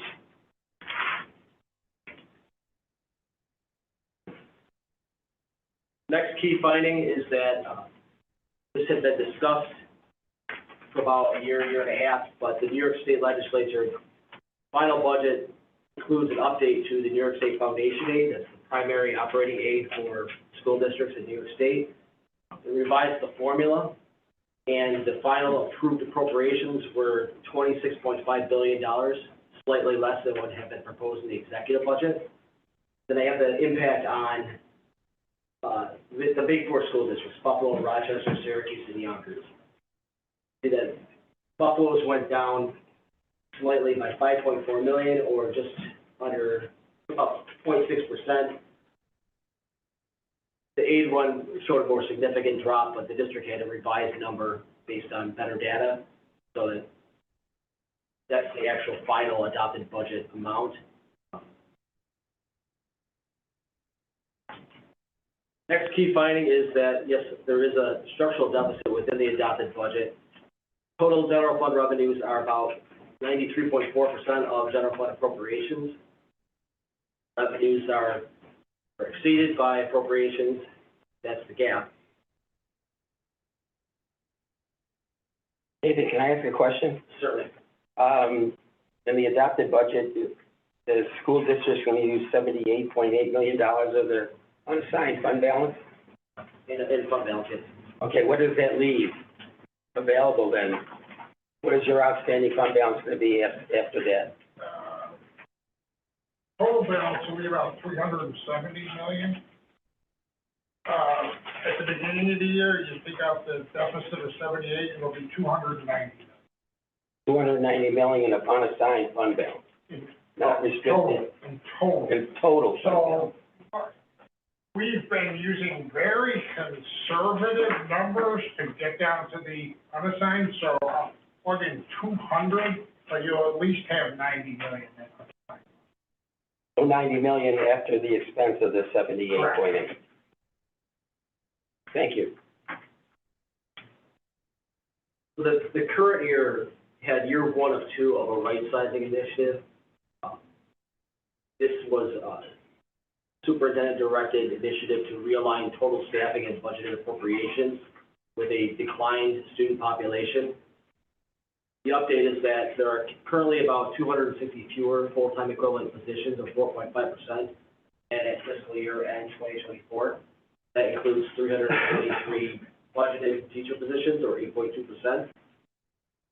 This is in the 25 through 28 financial plan. That plan included year two beginning in 25-26. That was not included within the 25-26 adopted budget. It has been deferred till 26-27. Those actions included closing two schools, further reducing budgeted staff by about 250 positions, and other actions as needed. Subsequently, there's a necessity for the right-sizing initiative to continue.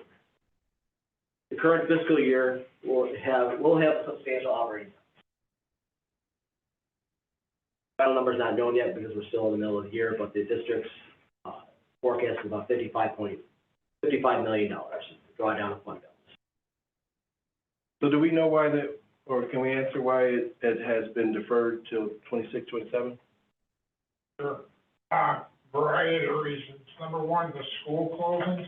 We simply did not give ourselves enough runway to do it properly, especially with the ever-increasing impact of the community in these decisions. So that was number one. And then number two, on the staffing, we had anticipated, we have a very good track record of projecting retirements, and we thought there would be 300.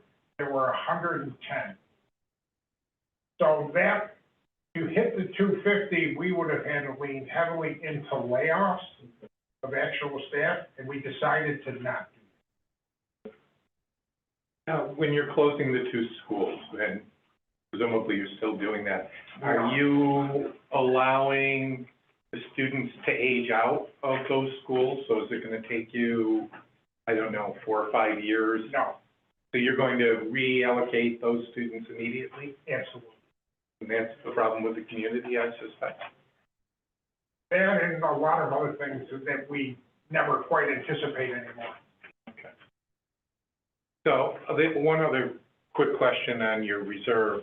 So, state school law says there's supposed to be a certain amount of unrestricted reserves. What would that number be for you? 4% of the following year, subsequent year's expenditure. So that's about $1 billion, more than the 90 we've got left. So we're gonna be under that 4%, right? But the 200 million that I'm using as restricted is a very conservative number, some of which, that's the number this year, some of which does not have to be restricted. There will be plenty of room for us to meet that minimum threshold. And that number will be determined upon the completion of this year's audit. But I think we have to be careful. I mean, it's unrestricted, but it's not really unrestricted in the sense of the way the school district, the way they've written it up for you. So I just want to make sure that we're careful. Fred, I think this is the last year. Yep. Of using reserves to cover it. Would be good. 4% is also the board policy, and that's about 48 million. Yeah, we're still over it, last year. Yep. Okay, so just to continue, the necessity for this right-sizing issue, you compare 25-26 in the, in the current financial plan versus what's in the adopted budget. Deficit was down to 36.4 in that financial plan. And, it's much higher, it's close to 80 million. That's despite some additional revenues that they've been able to identify since then. On top of that, all the labor unions have contracts that either expire at the end of this year or at the end of next year. 5 funded through the general fund expire June 30th, 2025. Teachers are out of contract. So we did an analysis on that. If you increase the contract costs for all these groups by 3%, the 4-year cumulative impact, without making any changes whatsoever, you keep the schools where they are, you keep the staffing the way it is in the adopted budget, it would cost an estimated $105 million combined over those 4 years. Yeah. The 25-26 net cost would not be that high. It's really in 26-27 where it starts to take off. Yeah. But that's assuming that the staffing plan does not change, which is not the case. Correct. Moving along, the adopted budget doesn't address the impact of potential federal aid cuts in education. Just to get into this a little bit here, recently proposed actions are poised to significantly impact nationwide public schools. This is based on the current congressional budget bills, proposed to reduce the rate of increase in future federal outlays, including, but not limited to, education funding. This could disproportionately impact vulnerable populations. High levels of poverty, high levels of special education, those are the services that could be impacted. And if so, I'm sorry, Nathan, you could almost say solely. Cuts, where it's gonna hurt is absolutely the worst, 100%. Amen. Most needed. right, so Can I ask a separate question? Given these cuts, particularly and I'm thinking subsidized lunches and breakfasts, which I think are critical to getting everybody to actually come to school. Now, those have already been cut. What's the school district's response? How are they going to continue to fund this, and where do they think they're going to get the funding to be able to? It's actually, we've not gotten any federal cuts up to this point. And our lunch programs are robustly administered, about 35,000 breakfasts, 35,000 lunches a day, and the total budget's about almost $50 million, and there has not been cuts up to this point. Anything with poverty levels, any special needs kids? Right. Did not see. How was the state's, best budget for, every child getting breakfast and lunch? That would cover it, right? Because the governor came out with that saying, hey, Our lunch program is. I know you guys already had it, It's largely a federal grant, though, not from the state. Not from the state. Largely a federal grant. Yeah, but if the federal grant was cut, you still have the requirement to do it. but would the state From the pick it state, up? from the state. The state would pick it up, right? Would they actually fund it?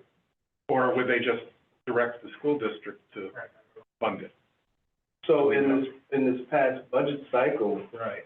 I know they said, hey, we're gonna make sure that every school Right. district has it, so how that happens, I'm not sure, but Yeah. it seems like they would pick up the. Yeah. It's gonna be an interesting question with everything that's going on. Sorry. Go ahead. That's actually the next point. That's the next line.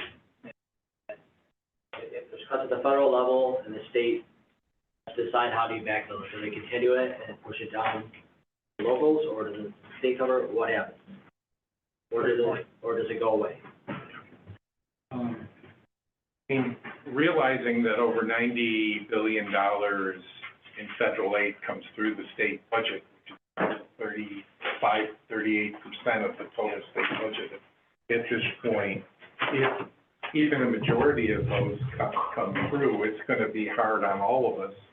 I think people need to just understand that this is not something that we can just pass off, you know, on other groups here. And it's my understanding that the city school district gets Medicaid funding. Yeah, about $5 million a year. So that with those discussions that are already in the federal budget, have you looked at the impact that might have, or what percentage you think that might impact you?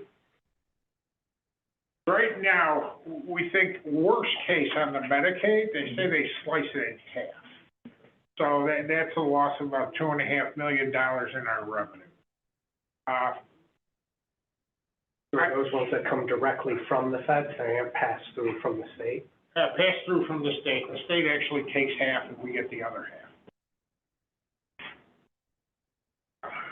So, I mean. We're sort of, we've heard you at these meetings, and we certainly, from our own readings and sensitivity analysis, if the federal government were to take a dramatic, it would decimate 35,000 of the neediest people in our region. I just can't even imagine.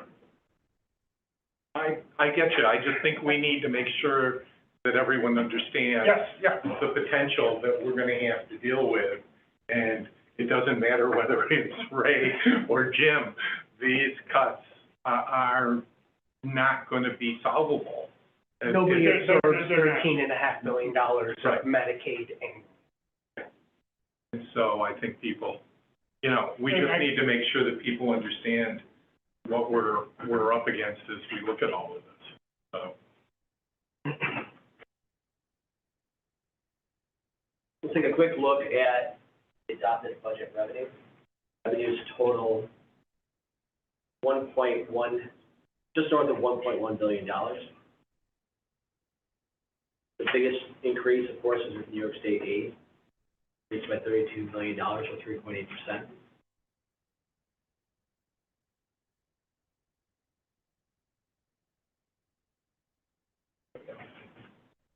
Adopted budget expenditures are $1,186.5 billion. Tough number to say, quite large. We'll break it down by category here. Employee compensation is budgeted at $431.8 million, which is a slight increase of $4.8 million or 1.1 as compared to the district's prior fiscal year adopted budget. That does not include potentially settling contracts within that. That's really based on the budgeted staff and the contract's average annual salary.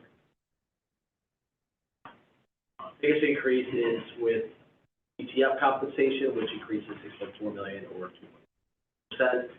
That is based on a step increase and the final year of their contract, 3%. Here's the staffing plan. This is all funds and general fund. Probably difficult to see up on the screen here, but it is in the slides. On a general fund basis, adopted budget as compared to the adopted budget, net decrease of 26 positions. That's 86 teaching positions, and then an addition of 50 best employees, teachers, aides, tutors, assistants. As compared with the all funds actually increases by 17 overall, budget to budget. There is a decrease in teachers of 28, and then the same as you see in the general fund, increase of class.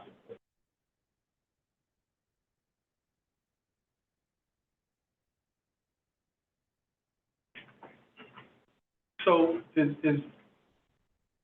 this decrease in teachers, is that attrition? Is that retirement, that sort of deal, or? Yes, and the cause of it is we've lost 3,600 children. Yep. So every year when we do our school-based budgets, there's less kids. That means there's less classrooms, and we keep the classroom size to 25 or under, but we need less teachers. That reduction has been, I'd say 100% through attrition. You guys believe in the ratio? Because Buffalo Public Schools has a very diverse population. Yep. In multiple ways. And so just understanding the challenges there are to educate these individuals. Sure. I'm not always certain that ratio is adequate and accurate to give these, not only the students, but the teachers and administrators an opportunity to be successful. I hear your point. We're keenly aware, we're truly keenly aware of the needs of our students pre-COVID and especially post-COVID. When I say 25 in the classroom, I don't have these figures with me, half of them probably have 14 kids in the classroom.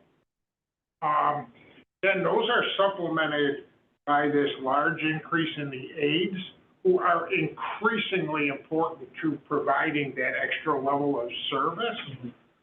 And then I'll make one more point without hopefully going off track.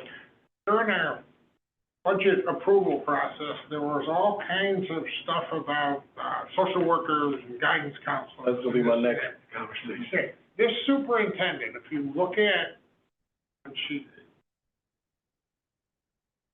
over the last 3 years, COVID money came in and then left. So you got to remember, there wasn't funding of it. There's no longer funding available for a lot of the additions. But when you net it out, our athletics budget has doubled. Social workers have increased by 28. Guidance counselors have increased by 24. Security guards have increased by 63, along with metal detectors and increased. So her 4 planks that she said she would devote time and attention and resources to, she has absolutely accomplished. Sometimes people are vocal and they don't see the data. Those are the actual numbers. Appreciate it. Sure. And I just ask about the administrators and white collar workers. So as we're looking at reductions in teachers, and I heard what you said, but obviously administrators and white collar workers in that sense seem to, where everybody else is being held to 0 or 1, it looks like half of the general fund, a little less than half the general fund increase in lines is white collar administrators, and, more than half when you look at it. I mean, so it says here from 24-25 you had 298, and you're projecting 298. You were down to 290, and you added those back in. And then the white collar, you were down to, 491, and now you're up to 577. It just sort of hits out there. I mean, I understand. Sure, but if you look at all funds, BCA is zero, there's no increase. And then PICA, that includes security guards, tradesmen, all the employees that are responsible for every dollar we take in, pay out, search for additional resources. They deal with all the money issues, but it's also security guards and people within our plant department. You're saying that's all white collar? It's called PICA white collar. Okay. So maybe a misnomer? No, and I get that. I guess I'm just looking at, the 570 goes to 577, but your actual's 491, and you're gonna be keeping those vacancies, or, and, I mean, when we get to the general fund, we're looking at, an even bigger change there. Yeah, we track our vacancies, religiously by bargaining unit. PICA stubbornly has had, a large vacancy rate. But there's no intention to cut those vacancies at this time. That was. But you're not necessarily filling them either. Correct. Okay. Tim, can I ask a question? Maybe you can refresh my memory. Yep. When you came out with the out years, you were showing an increase in enrollment and at the same time reducing the amount of teachers. As I said, remember you had an out year plan? It's in here, you have it. Is it in here? It's. But I guess quarterly. Okay, now I'm just curious about the reduction of teachers and an increase in teacher aides. I don't understand that logic. That really goes to this gentleman's point. The additional support provided by aides and assistants is huge and growing. I'm more concerned about instruction. That's covered. I assure you that's covered. So you're saying we have enough, with the plan, we have enough teachers, but in order to effectively do it, we need more aides to Yes. do more one-on-one and so on. Yes. Okay. Now, is there, like I said, I think on your out year plans, I thought you were showing an increase in enrollment. I got it. Am I wrong? Yeah, you were. It's like 200. Slight. Yeah. Slightly. Oh, 16 slight. more students, yeah. Yeah, I mean, I don't know if it's here or not. but- Yeah, No, it's there. Look, I think what we're talking about is in the financial plan, it shows the 4-year, like a minor growth in district students. The growth is in total public school students. It's really charts. No, but there's still about 200 and some odd more students coming into the. Right, and Yeah. 200 students spread over 58 schools, it just gets absorbed by the capacity. It wouldn't even trigger, there's, say, 250 student increase. Over 58 schools and 5,000 classrooms, they would just be absorbed by the existing teacher staff. Because not every classroom has the maximum amount of students. Oh, no, not even close. Yeah, so a teacher would have 18, and then next year maybe have 21. Correct, So there would be no need to add a teacher. Yeah. correct. I guess the other question, because of the aides that go towards the aides, is what's happening to your IEPs? Skyrocketing. So, I mean, that comes to the teachers and to the aides, where depending on the need for services, we have 611 classrooms for some groups. You're gonna need social workers, speech pathologists, OT, and all of this. In our budget and staffing plan, it includes an additional, even though you see the negative, it includes an additional 50 sped teachers, and in those aides increases, probably 40. So no, we recognize the needs of those children, and this budget includes the resources to serve. Now, it's very hard finding sped teachers, I do want to say that. Okay, so this 86 cut, that's just strictly instructive, it doesn't include like speech therapists or any of that stuff, or does it include? No, who's in BTF?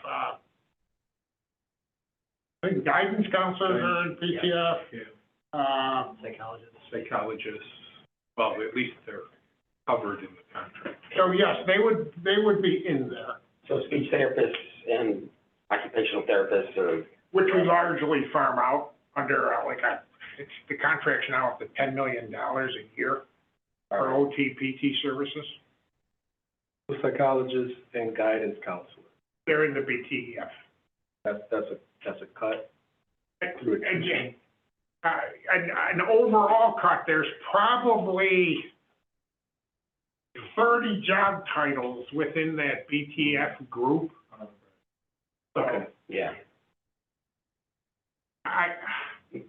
I can assure, I go through the school-based budget, the schools, based on the enrollments and the ELL counts and the SPED counts and the poverty indexes, they are getting the resources they required. Are they always enough?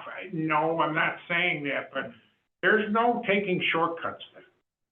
We're building consolidation. That's why that's part of that plan. Yes. To do that. Right. Yeah, just to clarify a point too, we're looking at the general fund budget. Look at the all fund, it's kind of the number of teachers, number of budgeted teachers is 28 fewer. Yeah. Budget to budget, not 86.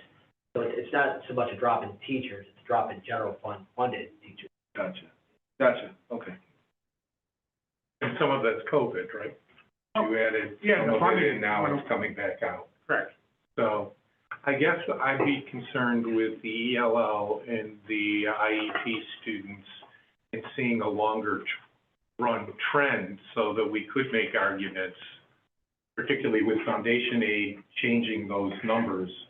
Those could be, having an understanding of it for us might be an important part of the discussion going forward. Not necessarily today, but. So, last question on this is, with the COVID money and the additional resources, did we see, improved performance? It's certainly. And I know performance is Yeah, so there have been improvements in our math and reading scores, but nothing to the point where you would say that you could pinpoint that those resources were the reasons for it. Thank you. I'm sorry, but they were like life-saving at the time, but unsustainable. I could maybe summarize. Unsustainable financially? Yes. Unsustainable. Once the COVID money ran Right. out, they weren't able. And so this is just like a soapbox, Yeah. and so this is not It's necessarily okay. saying, hey, right, and so as we look at, because I was just in a meeting in Albany a few days back, and we're talking about workforce development, and how do we increase and make sure New York State is desirable and that type of stuff, not inside government, but the state as a whole. Yeah. And they started talking about connection with guidance counselors and that type of stuff, and I said, hey, our guidance counselors right now, and pretty much most of the staff in Buffalo Public School is in survival mode. And so we're saying, hey, let's create this next piece to provide, to give to them and say, hey, we want you to connect students with internships and know about all of these opportunities that are available. And so that's why I'm asking it, because I believe there's not a cookie cutter approach, and we need to be able to support the students in a manner that they need, especially in the Buffalo Public Schools when we have so many diverse students and so many diverse needs, and so that's why. I know, I think I can speak to the superintendent, who I think has been the best superintendent in my, the needs of the students from a financial perspective and at the schools are being met. Sure. Continuing the review, go through these fairly briefly. Employee benefits are budgeted at $244 million, an increase of $11.7 million or 5% as compared to the prior year budget. Retirement payments are going up because compensation is going up, but also the contribution rates were increased as well, ARS and PRS. Transportation expenditures are going up quite significantly. They're $72.4 million or $9.4 million increase, almost 15%. And the reason being is that there's a new contract between the district and Student First. We point out that, of course, in the next year's New York State Transportation Aid, the district receives 87% of back in the form of aid. So 87% of current year expenditures is received back in the form of aid next year.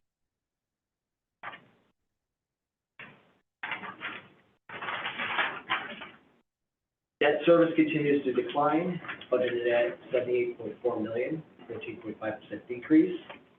All other expenditures are pretty much flat with the prior fiscal year adopted budget.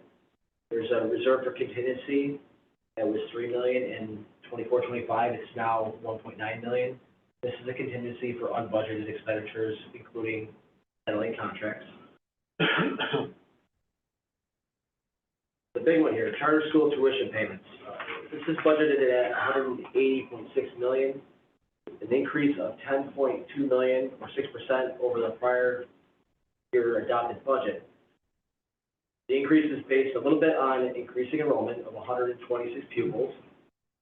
Big item here is that the base tuition rate went up pretty substantially in the final budget. This is the base rate, $1,500 per pupil, or about an increase of over 10%.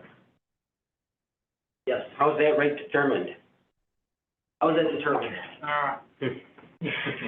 Yeah, I mean, who decides what the base rate should be, them or us? Or the school district? The state does? And then it's just, It's formula-based, but. it's formula-based, but it's a world by itself within the state, charter schools. And no legislator, no one has been able to effectively stem the advance, what they do. So it's by the Charter School Department of State Ed, who does not talk to any other component of state ed. It's your approved operating expenditure, the change in your approved operating expenditure over a 3-year period and then averaged out. Those numbers are all pulled from our ST3, which is like our official accounting report. And in theory, I guess it's trying to say, whatever you spend on BPS kids, you're gonna spend on us. But they changed that formula this year. It used to be, I don't wanna use these acronyms, but there was another formula. By changing it to the approved operating expenditures, it increased it substantially. And then we, on top of that, we pay them an additional amount for their IEP students. This is completely arbitrary, and that rate almost doubled.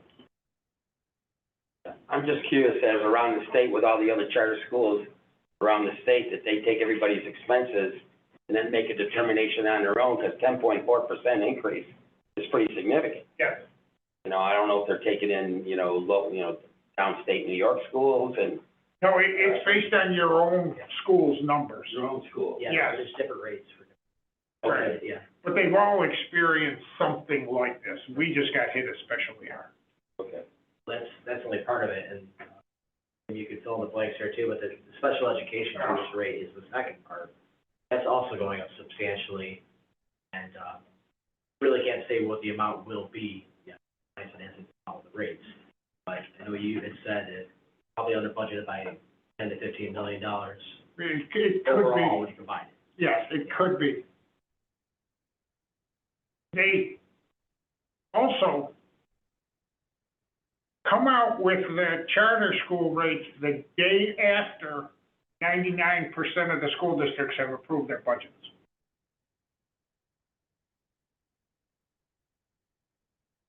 Okay, so this, the point there is that there's this unfunded amount. I gotta let it go. Okay, we'll try to keep you down, Jim. Okay, got it. So if the budget is under budgeted by 10 to 15 million, that amount will need to be filled through either transfers or if not available through budgetary, bottom line budget. Right. This is the slide we were talking about a second ago. This is just shows the historical school year end enrollment in district schools, charter schools, and overall. You can see like in the last, you can see the drop off when in 2021, there's a substantial drop off. That's, you know, when the lockdowns, remote learning first began. And the last 2 years, it's pretty much stabilized. District enrollment is higher than it was at year end last year. Yes. Not by a ton, but it reverses a trend which had Mhm. seen substantial drops.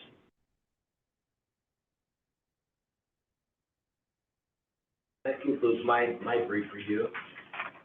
Just a few comments on everything that we were talking about.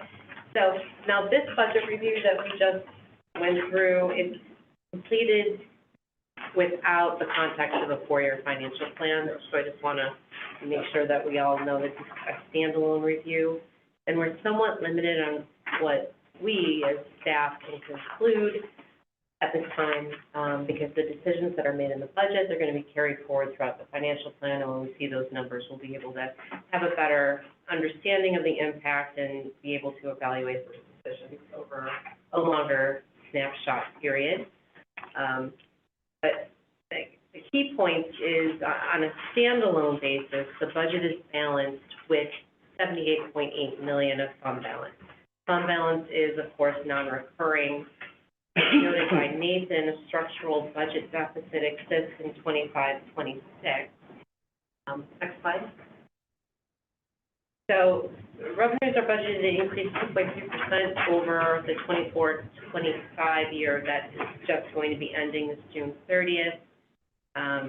There, we've discussed the potential changes to Medicaid and to federal funding, but that's another kind of a negative looming outlook for the school district in particular. At the appropriate point, I'll give you a potential positive. Oh, love that. Want to do it now? Sure. Okay. With the change in the state, with the changes to the foundation aid formula contained within the final approved budget, there's this very lengthy and complicated formula for calculating the foundation aid per pupil. In that were changes to ELL counts, the weighting given to them. That prompted us to do an audit where we found out that, say, a 0.25 ELL student can actually be counted as a 1. We went back, recalculated, resubmitted to the state this year, and we've gotten approval through their state aid management system for an additional $6.7 million in revenues in the current year. That will carry over again and be repeated next year. Why I'm not celebrating? Because charter schools are going up $15 million. It's just an offset to that. But you're not going to get the last 15 years that you Yeah, didn't is there any get, sort of right? look back No, period? no, we tried that as well. Sometimes you can get like the most recent Yeah. fiscal week. That's a shame. No, it's better to find out now. Sorry. Oh, no, Okay. that's interesting. Thank you. Yeah. Next slide, Nathan. A couple more comments, and then we'll be able to move on. So expenditures are budgeted to increase 1.8%. That's lower than the rate of revenue, 2.3%, but because there's an imbalance to begin with, there continues to be. So again, we'll review the four-year projections with this board in the future to understand the impact of the decisions on the structural deficit. And I think we're going to receive and file the third quarter, but what we're projecting, between the CFO and Nathan's projection, the deficit, there'll be a real deficit reported for the Buffalo City School District in the range of 39 to 55 million. And this is a wide difference from what we've seen in past years. Particularly as state aid has increased over the last few years, but it has been stabilized. So it's a significant shift in the reporting of operations. Over the last year, surpluses were reported, substantial increases in fund balance were reported as well. So there's a shift in the provision of services at the district, and we see that with last year's financial plan, and we'll analyze it as we get the new one. We talked about that this was year 2 of the right sizing initiative that was deferred a year. We spoke about that, so I won't belabor that point, but that was one of our key findings that we talked about, as well as the unknown, what's happening at the federal level and how that could trickle down and impact the local level. That's everywhere. It's not just the Buffalo City School District. Good. Are there any other questions? As we said, we're going to just accept and file the third quarter report since we got you here all this time, if that's okay, unless you have something you'd want to say on it. No, I love interacting with this board. You provide me with great feedback. So, Great. Thank you, Jim. thank you, guys. Thank you. We're now going to move to the Buffalo Urban Renewal Agency items and discuss with Borough Management regarding the status and plan as related to the lead hazard grant.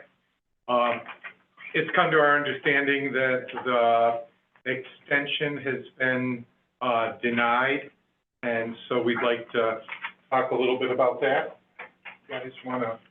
Burr's online. Okay. Good afternoon. Yes. So my name, oh, sorry, go ahead. Yeah, go ahead.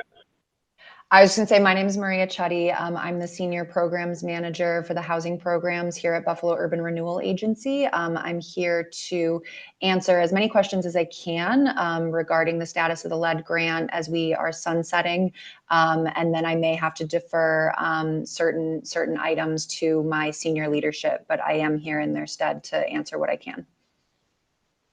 Okay. So it's true that you've been denied your extension? Yeah, so we were approved for a 1-year extension last year, and at that time we were informed that we would be entertained for a secondary extension, and so we were led to submit an additional extension, and then we were informed that we would not be approved for that additional extension. So we are now sunsetting the grant, although we had hoped that we would be good for another year, but that is not the case. So what's the impact on the community of us not getting this grant? We are currently working to complete as many of the units in the pipeline as possible. We have to contract all units by July 4th and expend all funding that we've contracted by early November. So the potential impact here is that any funds not expended, drawn down from the line of credit by November will unfortunately go unused and be pulled from the line of credit. We can't confirm at this time how much that will be because we are hoping to expend as much as possible on units in the pipeline. But that is the potential impact, with the caveat being that there remain other programs like the Community Development Block Grant and the county lead grant as well that continue to be resources in the community for folks looking for lead hazard reduction work in their homes. So it is not that there will be no resources, it is just the loss of one resource. So what's the reason why you needed the extension and then needed a second extension? Is it because of staffing? Is it because of not being able to find contractors? What's the reason for us missing the deadline not once but twice? Yeah, so this grant came about during the pandemic era. So unfortunately, there were some initial staffing issues, just general programmatic delays that came with the work from home era and getting everything coordinated, difficulties getting into units during that difficult time during COVID and completing those in-unit inspections in order to determine what the lead risks were in some of those units. So all of those contributed to just some startup difficulties in the grant, which kind of plagued the life cycle of the grant.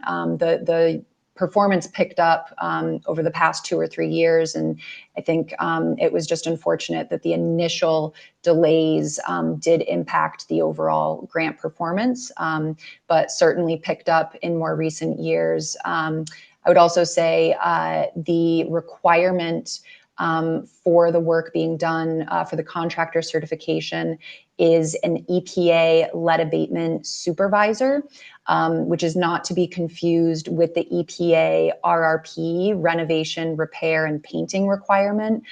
So the requirement for the certification is a very high level EPA certification.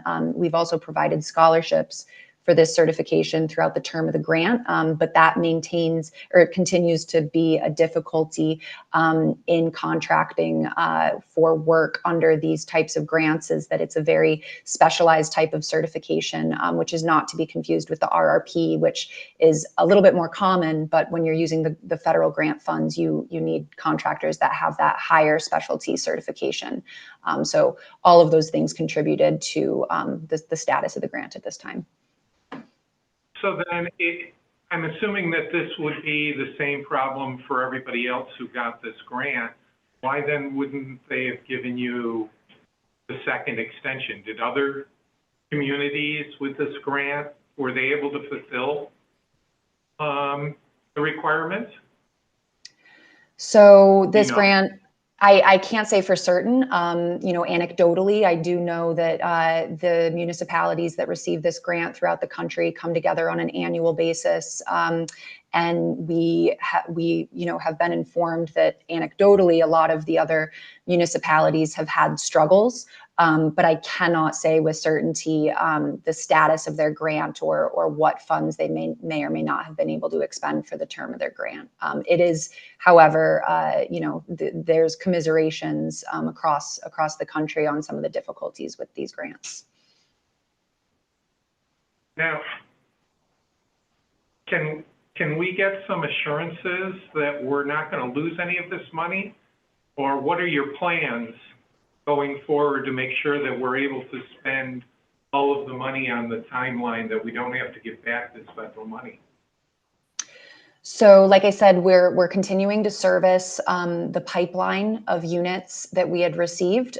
So there's a number of units that are still receiving lead risk assessments at this time. Spec write-ups, contracts have to be contracted with the contractors by July 4th. So we will be able to expend funds for all contracts that we are able to execute by July 4th with those contractors. And then also putting out a few more scholarships on the streets as well. And so at this point in time, again, not having the full specs write-up, not knowing what all the unit costs are going to be, I can't say for certain how much may be left on the line of credit come November, which is when all funds need to be drawn down by. But we can give you our assurance that we are working to commit and expend as much as we possibly can during the remaining term of the grant. So how many more of these homes are you going to try to put into the pipeline? How many are in the pipeline now? And are you sure that you can expend the funds? So I can say that we have 30 projects under contract right now and an additional, I believe, somewhere in the ballpark of 12 to 15 that we are trying to get under contract by July 4th. And we are confident that we are only contracting on those units that we know we will be able to complete work and complete drawdowns on. So we're confident that for the ones that we're contracting, we will be able to expend those remaining funds. So you've got money for basically 45 remediations, and you're going to be able to spend all of that money on remediating those 45 projects? We're confident that, yeah, for the units that we go under contract, if we're looking at the time frame, again, contracting July 4th, full drawdown by November. If we're looking at the time frame and we don't believe we'll be able to complete the work and complete drawdown within that time frame, we are referring those units to the county's program, having those clients sign a release authorization, and working with them and our rehab administration partner, Belmont, to make sure that they receive the services, so nobody is necessarily falling through the cracks here. Okay. So the reason you're not doing any more of these is because that's the total money you have in the grant, not because you can't find people. Right? We are doing as many as we feasibly can get done in the limited time frame that we have remaining. So if we had more time, we would do more, but unfortunately, we're beholden to the time frame that we have left on the grant. But then that would suggest that you'd actually have more money, right? So that you're not going to spend all of the money in the grant if you could have done more, but we can't for time reasons. I'm just trying to understand. Yeah, so it's we have a certain balance remaining in the grant that we're going to try to expend on the remaining units and activities that we're able to complete in this time frame. There may be a balance remaining on the grant. We just can't confirm what that balance may be, not knowing the full cost of the activities yet that we intend to complete. So we're going to draw down as much as we possibly can by our deadline of November. So if you took an average grant, how much money would be left? Like if you just said the rest of them are going to be the average grant, and if you can't do it today, that's fine. But if you could, get us a number, because obviously we'd like to push as hard as we possibly can, however we can, to get you to be able to spend all of the money on the grant. And not to give money back to the federal government. And if there's a way of working with you to do that, we would like to try. We can certainly provide what our average unit cost is and the number of units that we feasibly are able to continue with in the time frame we have. We can certainly follow up with that information. Yeah, I mean, because maybe we can figure out a different way either to help you get more contracts or work with the state or the county to help you do some of this to make sure that we don't leave money on the table. That's been our concern all along with all of the COVID money and everything else. So, but do you have an idea of how much is left? Are we talking about $5,000 and everything else is spent, or are we talking about millions? It's certainly not millions, but I can follow up. I would have to confirm with our financial control exactly what those numbers are, but I can certainly follow up. So, I guess we'd request those kinds of things and then trying to figure out how we can help you as we go through that. So. Okay, and does anybody else have any questions at this point? No? I thank you. I'm sorry, that this was you know, a little bit tough, and it's not your fault that all of this happened, but we're trying to figure out a way to help you if we can. So, where are we now? It'll be, receive and file third quarter report. Okay. So, is there anything else that we're gonna say? Not for borough. Okay. So let me thank you. We're gonna file your third quarter report, so, we appreciate, you know, you hanging around there online. Hopefully next time we'll see you in person, and we will work on all of this, so we'll be getting back to you. So thank you for that. Are there any other questions for? No? Okay. Thank you. Okay.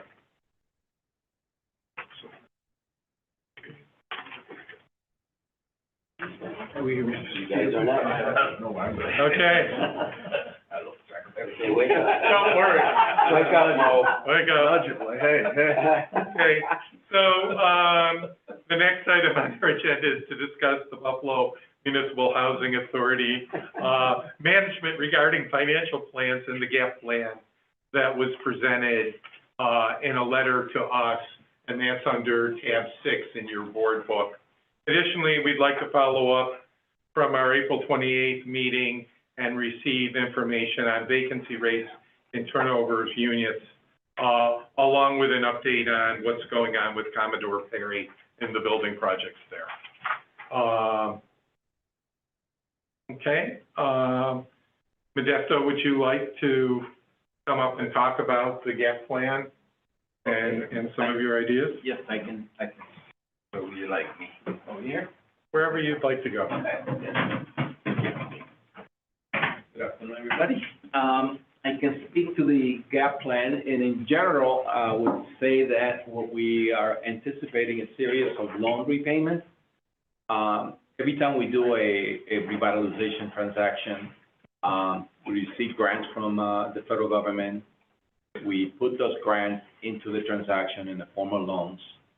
When the transactions are going to be resyndicated or refinanced for renovations or improvements to the property, we then work to get some of those loans repaid back.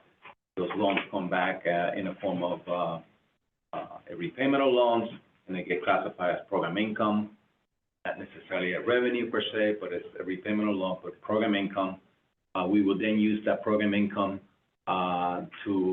we're allowed to use the program income for the furtherance of affordable housing. And so our plan is to be twofold. Number one is to help increase the reserves, the cash reserves to the central office cost center so that we can fund future operating costs of the central office, as well as build enough reserve in the central office so that we can then help fund operating expenses at the Marine Drive property. So in our letter, we indicated that we are anticipating roughly around $6.9 million in loan repayments from various transactions. Those all will come into central office, which in turn, central office will be able to fund any cash operating deficit of Marine Drive, as well as its own operating cash deficit. So where are we with Marine Drive? Because we know that we're supposed to be moving them out, and it looks, at least from what you said, it looks like this is going to take a longer period of time than you had been forecasting in the past. So how are you going to make those cash reserves if all of a sudden now we've got an additional year or 2 years of cash reserves that you need to cover this? So in our letter, I indicated that we are also we're negotiating for some additional fees that we're working in the transaction, the first phase transaction. There's some fees that we're looking to get appropriated to the Marine Drive operations so that we can keep those units vacant and minimize the number of residents that will be relocated to the new Marine Drive when the new Marine Drive is built. So we're negotiating that. We think it's going to be in the neighborhood of $1 million of fees that we will be able to get from that transaction. We didn't budget for that because we're still in negotiations, but that's part of it. The first phase of Marine Drive is scheduled to hopefully close sometime this summer. Latest is probably going to be August, around there. Construction will begin immediately following that. We anticipate about a 31-month of construction. So that $1 million will help us cover at least a couple of years of operating deficit at Marine Drive, as well as we're looking to increase rent by 10%, which also help. So the operation. the Marine Dive appointment, you're keeping a lot of them vacant, right? That's what you said? I guess the question is that because you don't want to move them over to the new Marine Drive?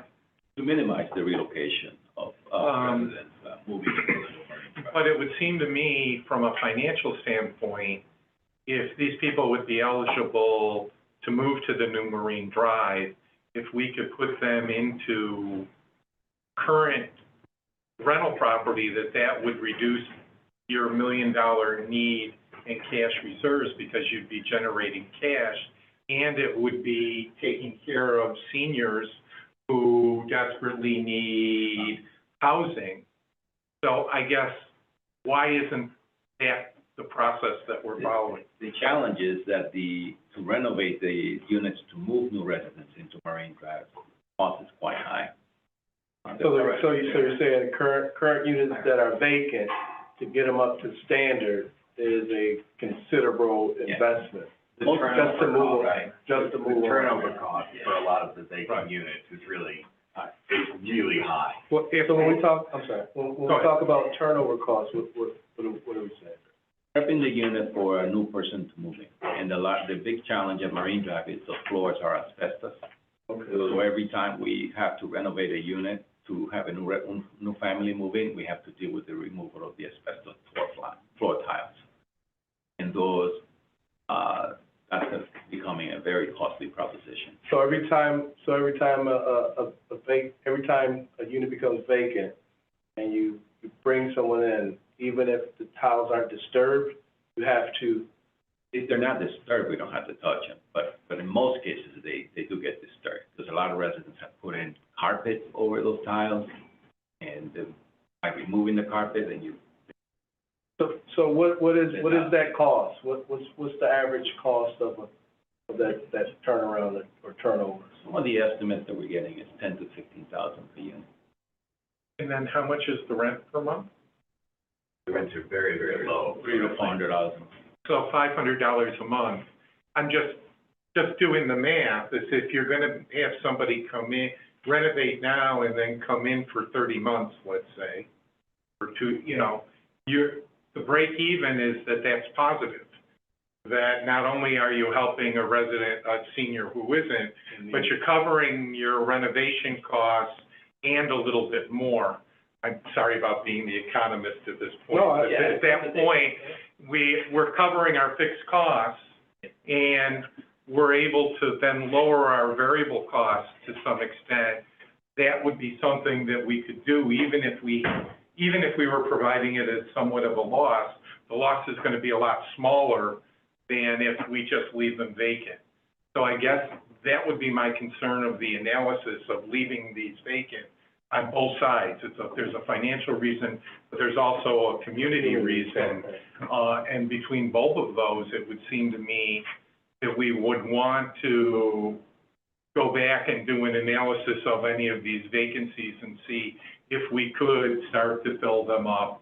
And then they would be ready then to move into the new Marine Drive so that we would have a better idea of who was moving in there as well, so, and the needs of those folks as well. So is there an additional cost, or so are you picking up the cost of relocating the individuals into the new one as well? So that part of that as well? I was just going to mention that has to be factored into the But thinking. that happens either way. Not necessarily, if it's vacant, they don't. No, I understand the vacancy, but somebody has to pick up the costs of moving into the new place one way or another, whether it's on the individual. I'm sorry. Yeah, no, go ahead. The back row. Go ahead. But, a new tenant moving in to the new Marine Drive, we don't pay for them to move in. But a tenant who moves into existing Marine Drive, we then have to pay relocation costs for them to move across the street to the new Marine Drive. So I get what you're, point. and I get what you're saying, but somebody still has to pay, so the tenant would have paid versus us. Right. Because From an economist standpoint, that's a wash, and we don't count that. Right. Okay, because somebody still has to pay it. It's essentially you're subsidizing, more of the people that are moving in, and we can calculate what that cost would be, and that's, could be a reasonable thing to do for families that are doing this as well. So. We have not actually suspended all move-ins either. What we're doing is we're trying to triage, if you will. We're trying to avoid doing these so-called hot units, the ones that have Yeah, okay, Yeah. asbestos floor tile. Right. Well, it's actually the cement under the Under floor the tile. floor tile, yeah. And so what happens is when we have someone move out who didn't have carpet installed, for example, and it's easy to move them out and the Right. floors are intact, we are still moving people in to appropriate units. But we're also trying to be responsible because we have very, as this board knows, very limited funds at Marine Drive, primarily because we receive no subsidy of any kind for it. So, you know, we're requesting each year that we're eligible, we're requesting the 10% rent increase. We implement it as soon as we get permission to do that. But the rents are still so far below market rate, and we don't receive any subsidy. So we're just trying to sort of lead into the complete revitalization of the development with as much, you know, responsibility as we can. I think that's a different conversation, though. Yeah. Right? Than no one's coming in, so if. But I also think that there is a point where you have to ask that question, and it's not, so to the extent that you can add in an extra 20 families, let's say, or 30 families, that will reduce your losses going forward over time, given the break point in all of this. So every one that you can do, you probably should do, given the cost. And then there is that separate discussion, which is, yes, we're subsidizing people, but the reason we're subsidizing people is because from society's standpoint, we believe we should be subsidizing them. Whether they give you enough money is a different story, but the idea that these seniors need to have subsidies to have a quality of life that they deserve is an important part of this discussion as well. I think our only point is looking at that to try to minimize your losses to the best that you can. And you can let us know, you know, how that goes. And I'm sorry if I missed it, how many units are we talking now? At Marine Drive, vacant? Vacant, yeah. Last I looked, it was 77% occupied, so we're looking at roughly what? 150, I think. That's a lot, I mean. That's what I'm saying. That's a lot. Yeah. It is. Okay. Sorry to interrupt you. No, that's okay. Yeah, but I mean, Yeah. from a deficit, gap closing, perspective, that's how we anticipate dealing with the gap closing and the cash flow, challenges of Marine Drive. We think these loans are very reasonable to be expected in the next, 2 years. So we feel that that would address cash flow needs of both Marine Drive and COCC. Last question, I'm sorry. So the individuals know that you're gonna be moved to the new Marine Drive. The current residents do, Right. yes. And so has that impacted, them staying versus leaving? Are you finding that more are staying, or it has no impact? It's interesting, I don't know if you. Marine Drive has a very low move-out rate, Okay, very low. in general? Yeah, Even before that, okay. Mostly because the rents are very low, and because it's a good location, so. Great What's curious is that lately, what we've been seeing is that we don't have the same level of interest in move-ins. And I think that we have a very short wait list at Marine reason for that is that it could be that people They're waiting for the. are not anxious to move into a situation where they have to move twice in 2 years. Oh. And this will all be done in a couple of years, and it cannot happen fast enough. Our point might be true, right? It might not be Well, enough interest. Until it takes 5 years to build Marine Drive, and they've been sitting there through all of it. 31 months. I won't tell you about SUNY and some of the buildings we started, they said, in 2 years. And back in 1983, we were waiting for them to open, they opened last year. So I'm gonna leave it. 1 year ago is when we started the demolition of Perry, and that's about to give us our first phase. It's almost occupied, but that's another question. And well, we can talk about Perry if you want, because I think that's an important thing of, we sort of have this is the George Arthur question that I always like to bring up with George is that not necessarily keeping everything full starts to leave it to end up deteriorating, and then all of a sudden where maybe if we'd done something a little bit different, we would have been able to have these and been able to have it at a cheaper amount. And he was always a big pusher for trying to make sure that the Perry projects were as full as they possibly could be. And so I always like to bring him up because I think he's trained me well on some of this, quite frankly. So I guess, where are we on the Perry projects? How many are we looking at, and what's happening to the older parts that we're still using? Want to jump in? Well, so I'll let the executive director take the good news. He's better with actual knowledge. I'm better at, Yeah. But no, I will say that it was 1 year and 1 month ago that we started demolition. So if you think about that, it's been, from a construction standpoint, lightning speed. We demolished 29 vacant boarded structures. The ones that, we all saw off the side of the highway every single day, those are all gone. We demolished, we cleared the site, and where we stand right now is, of the 400 and some units that are going up on the demolished area, the 2 multi-story buildings that are on South Park are probably, I would say, 3/5 completed at this point. Yeah. We've toured them. They're about to be, you'll see the green insulation is about to be covered. The plates are going up within the next few weeks. Phase 1, the first 30-some units are about to be rented. We'll have new residents moving in there. The road is done. The landscaping is in. We've toured the units. We've punch listed the units. Those first 30 will be rented this summer. And then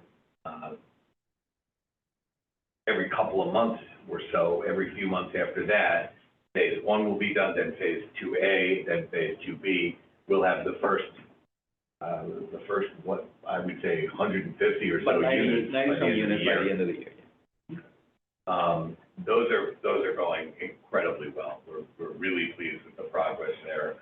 They took a lot of different site conditions in stride. They dealt with everything, and we've got some absolutely beautiful units there. And we anticipate Marine Drive moving similarly quickly once closing happens during this summer, because as you know, as soon as we do the financial closing, construction starts immediately because people start losing money after that. So I'm sorry, I don't know the answer to this. Is it a 1-for-1? Where? At Perry? At Perry? At Perry, realistically, it's 1-for-1 to the original Perry. Right. So, which hasn't been, those whatever, 300 some units weren't occupied for almost 20 years.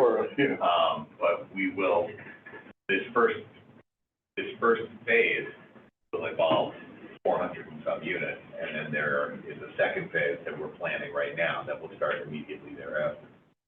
You said these are great quality. Very good. Central air and AC, all the apartments that are townhouses are going to have their own washer and dryer in their unit. They're going to have dishwashers. They're going to have stores and refrigerators. Good quality construction, and so those are all the townhomes. The mid-rise that you see on South Park, those are going to be mostly ones and twos. Those will not have washers and dryers in the apartment. Those are going to have, each floor is going to have a room for washing and drying. So the landscaping and all that stuff around, what is the plan for the outside?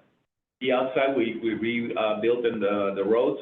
All the roads are going to be rebuilt. We have a couple of scattered parks, sort of like, not Green space. city-sized parks, but just small parks throughout three family-sized parks built into the landscaping of the development. Side street parking. We have commercial space on the mid-rise buildings on South Park. We're negotiating with 3 commercial tenants right now, so hopefully we can finalize those negotiations and be able to announce them. But we'll have commercial space on South Park. The mid-rise building that's going to go in the corner of Louisiana and Perry is going to have the management offices there, and the maintenance building there. And as we look at the second phase, which will include the east portion of the site, the west portion of the site, which is going towards Chicago, we're looking to demolish all of the row houses that are in Chicago and South Park. In fact, those families are the first ones that are going to be moving to the new Perry. So we're relocating families from the row houses to the new Perry. The plan is to demolish the row houses and reconnect, basically, and rebuild the way that we're building now into the rest of Perry.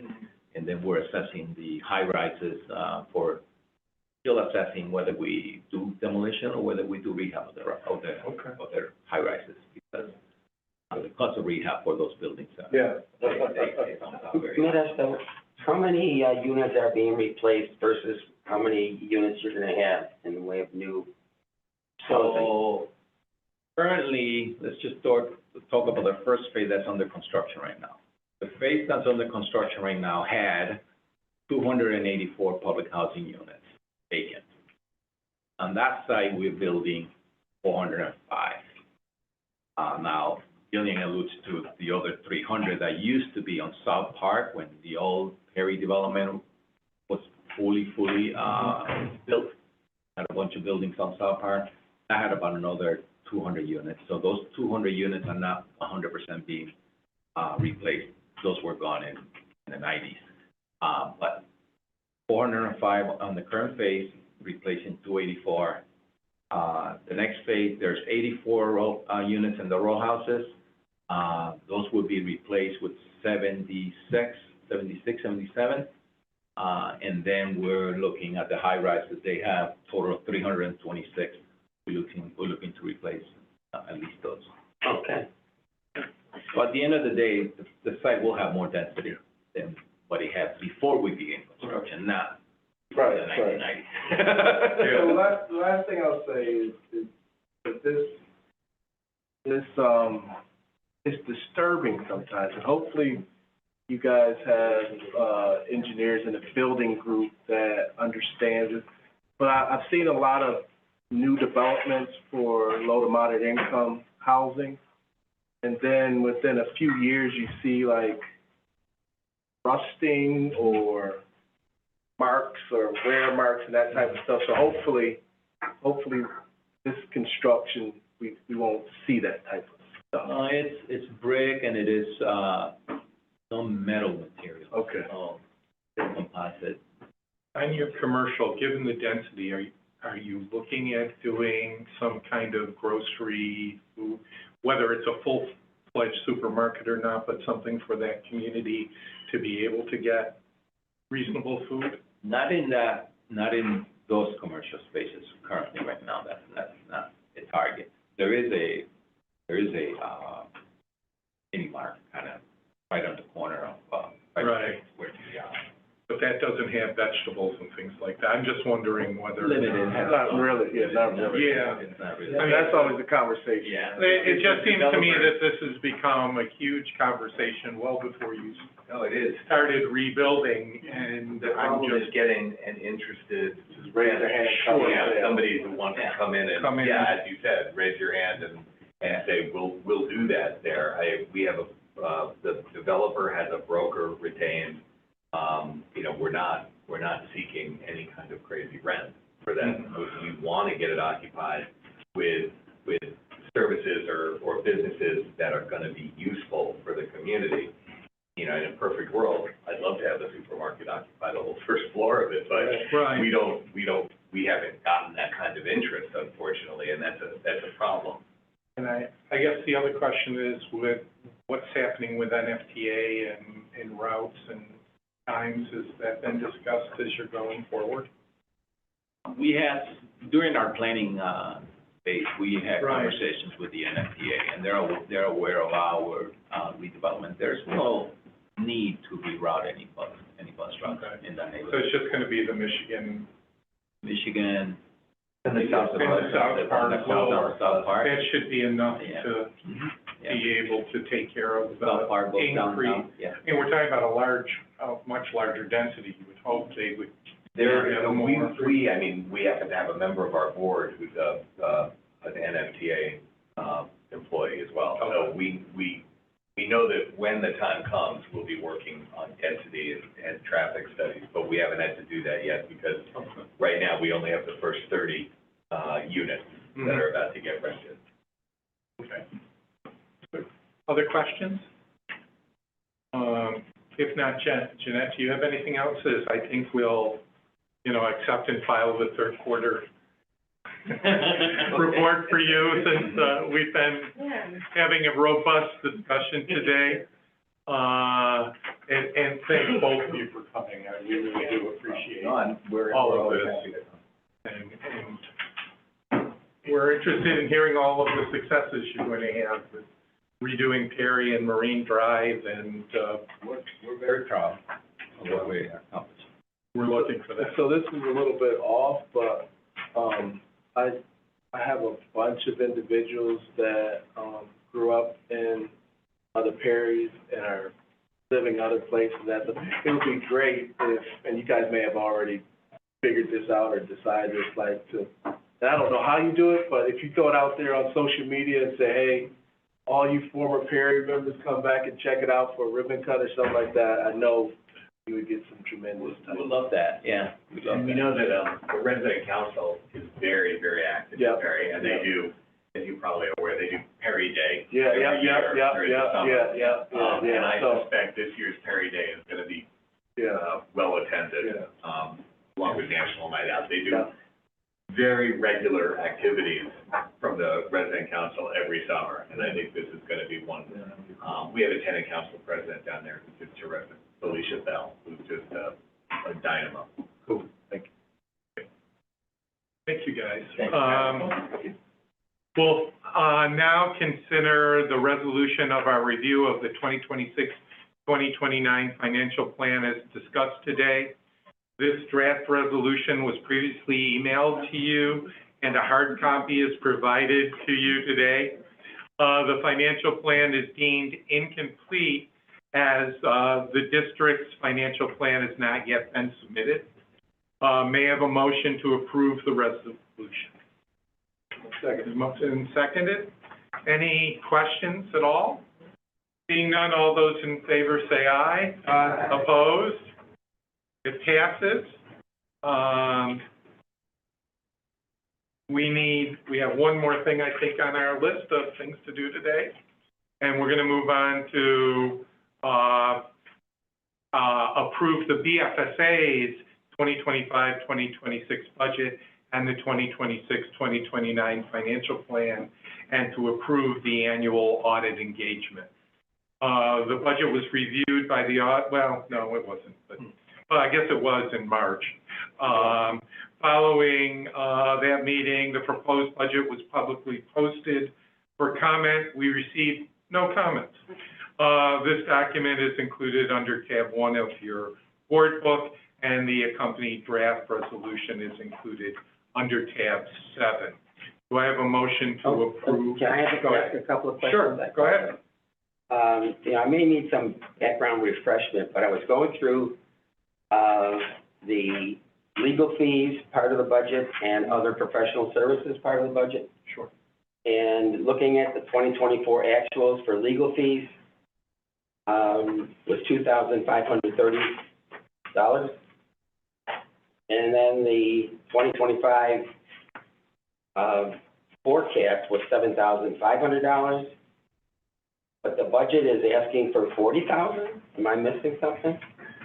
You're not missing And then- anything. It used to be substantially higher of a budget, used to be, because we had both general counsel fees included and litigation when we were going through the lawsuit. We reduced that budget line substantially, but maintained it so that in the event that there is some type of litigation, if there were some type of litigation, that I have it in the budget and avoid all the multitude of filings that would be required if we had to modify our budget. Okay, and then going back to other professional services, the 2024 actuals were $5,550. We were projecting or forecasting 10,000, and then we're budgeting for 60,000. I mean, that seems to be pretty significant. It is significant, yes. And, Yeah, that's for, what that line is specifically for is for outside professional services that this board, like, if this board is interested in a particular study to be performed, that's the funds that we draw on. So if you wanted to review appropriate. okay, will we be RFPing that, though? Yeah. Okay. Yes, of course. And, I mean, like I said, I didn't know what do we got? You know, 2 weeks left in our fiscal year? Mhm. And we're, the 2025 estimated actual, like you said, I'm wrong, if I'm, legal fees are being estimated at $32,500? Is that what it is from 2024? And then the other professional services are supposed to be coming in under 55,000 from actuals of 5,550. Am I reading something wrong? I'm not sure what you're I'm looking at the explanations. Oh, I think there was explanations as to explaining all the different expenditures.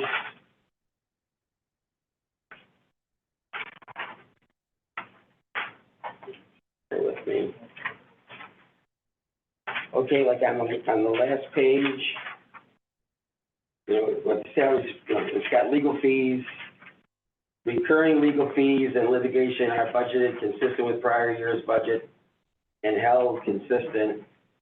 But then, wait a minute, I thought I saw legal expense, forecasted legal expense expected to be under budget, $32,500.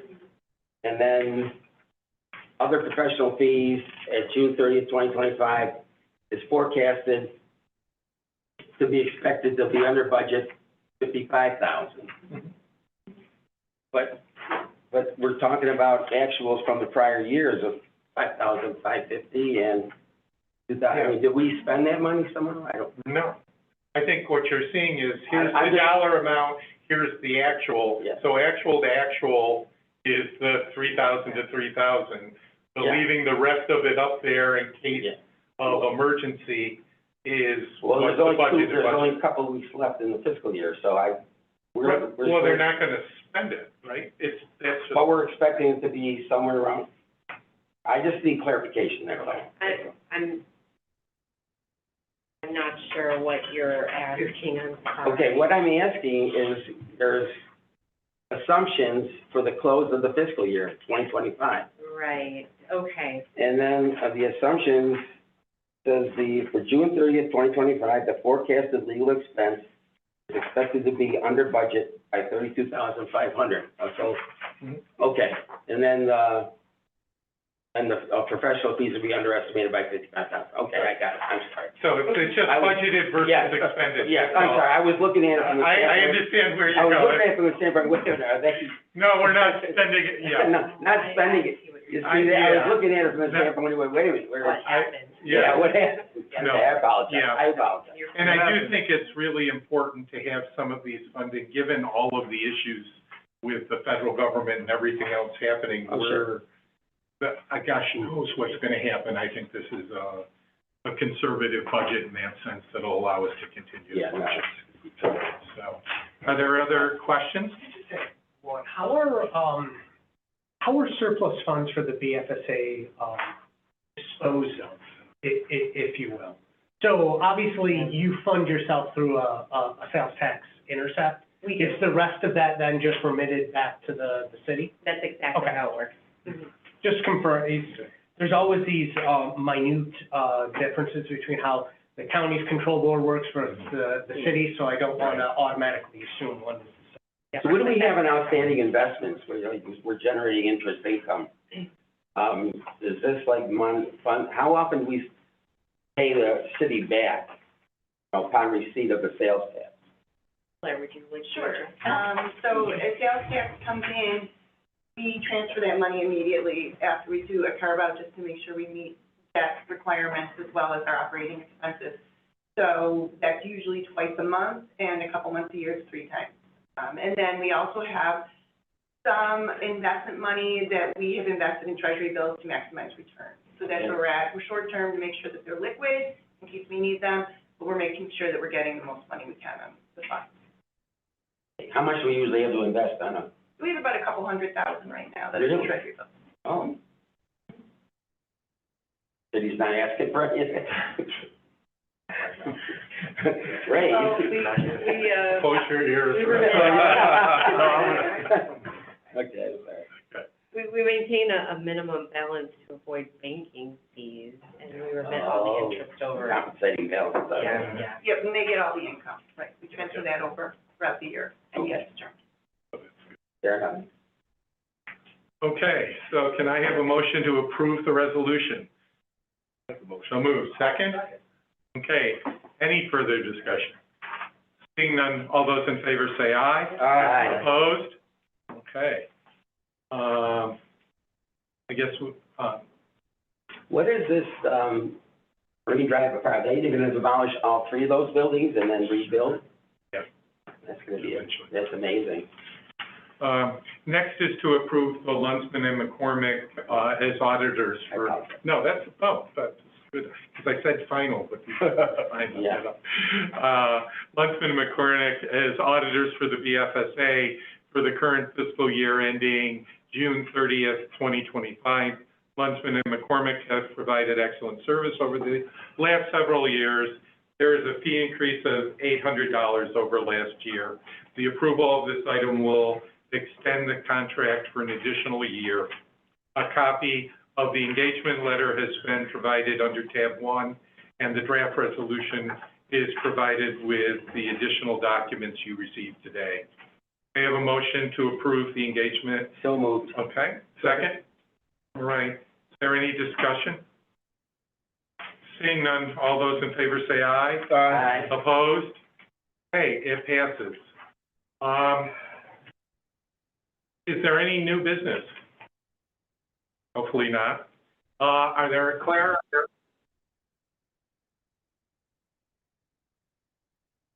Good for AI. Are there any public present or anyone that might want to address the control board? No? There's no one on? No one on? Okay. Again, let me say to those that may be watching later, we are always here to have public comments so that if you'd like to address us, we really would welcome that. This concludes the meeting of the Buffalo Fiscal Stability Authority. Is there a motion to adjourn? So moved. Second? All those in favor say aye. Mhm. Opposed? We are adjourned. Thank you, everyone. Thank you, everyone.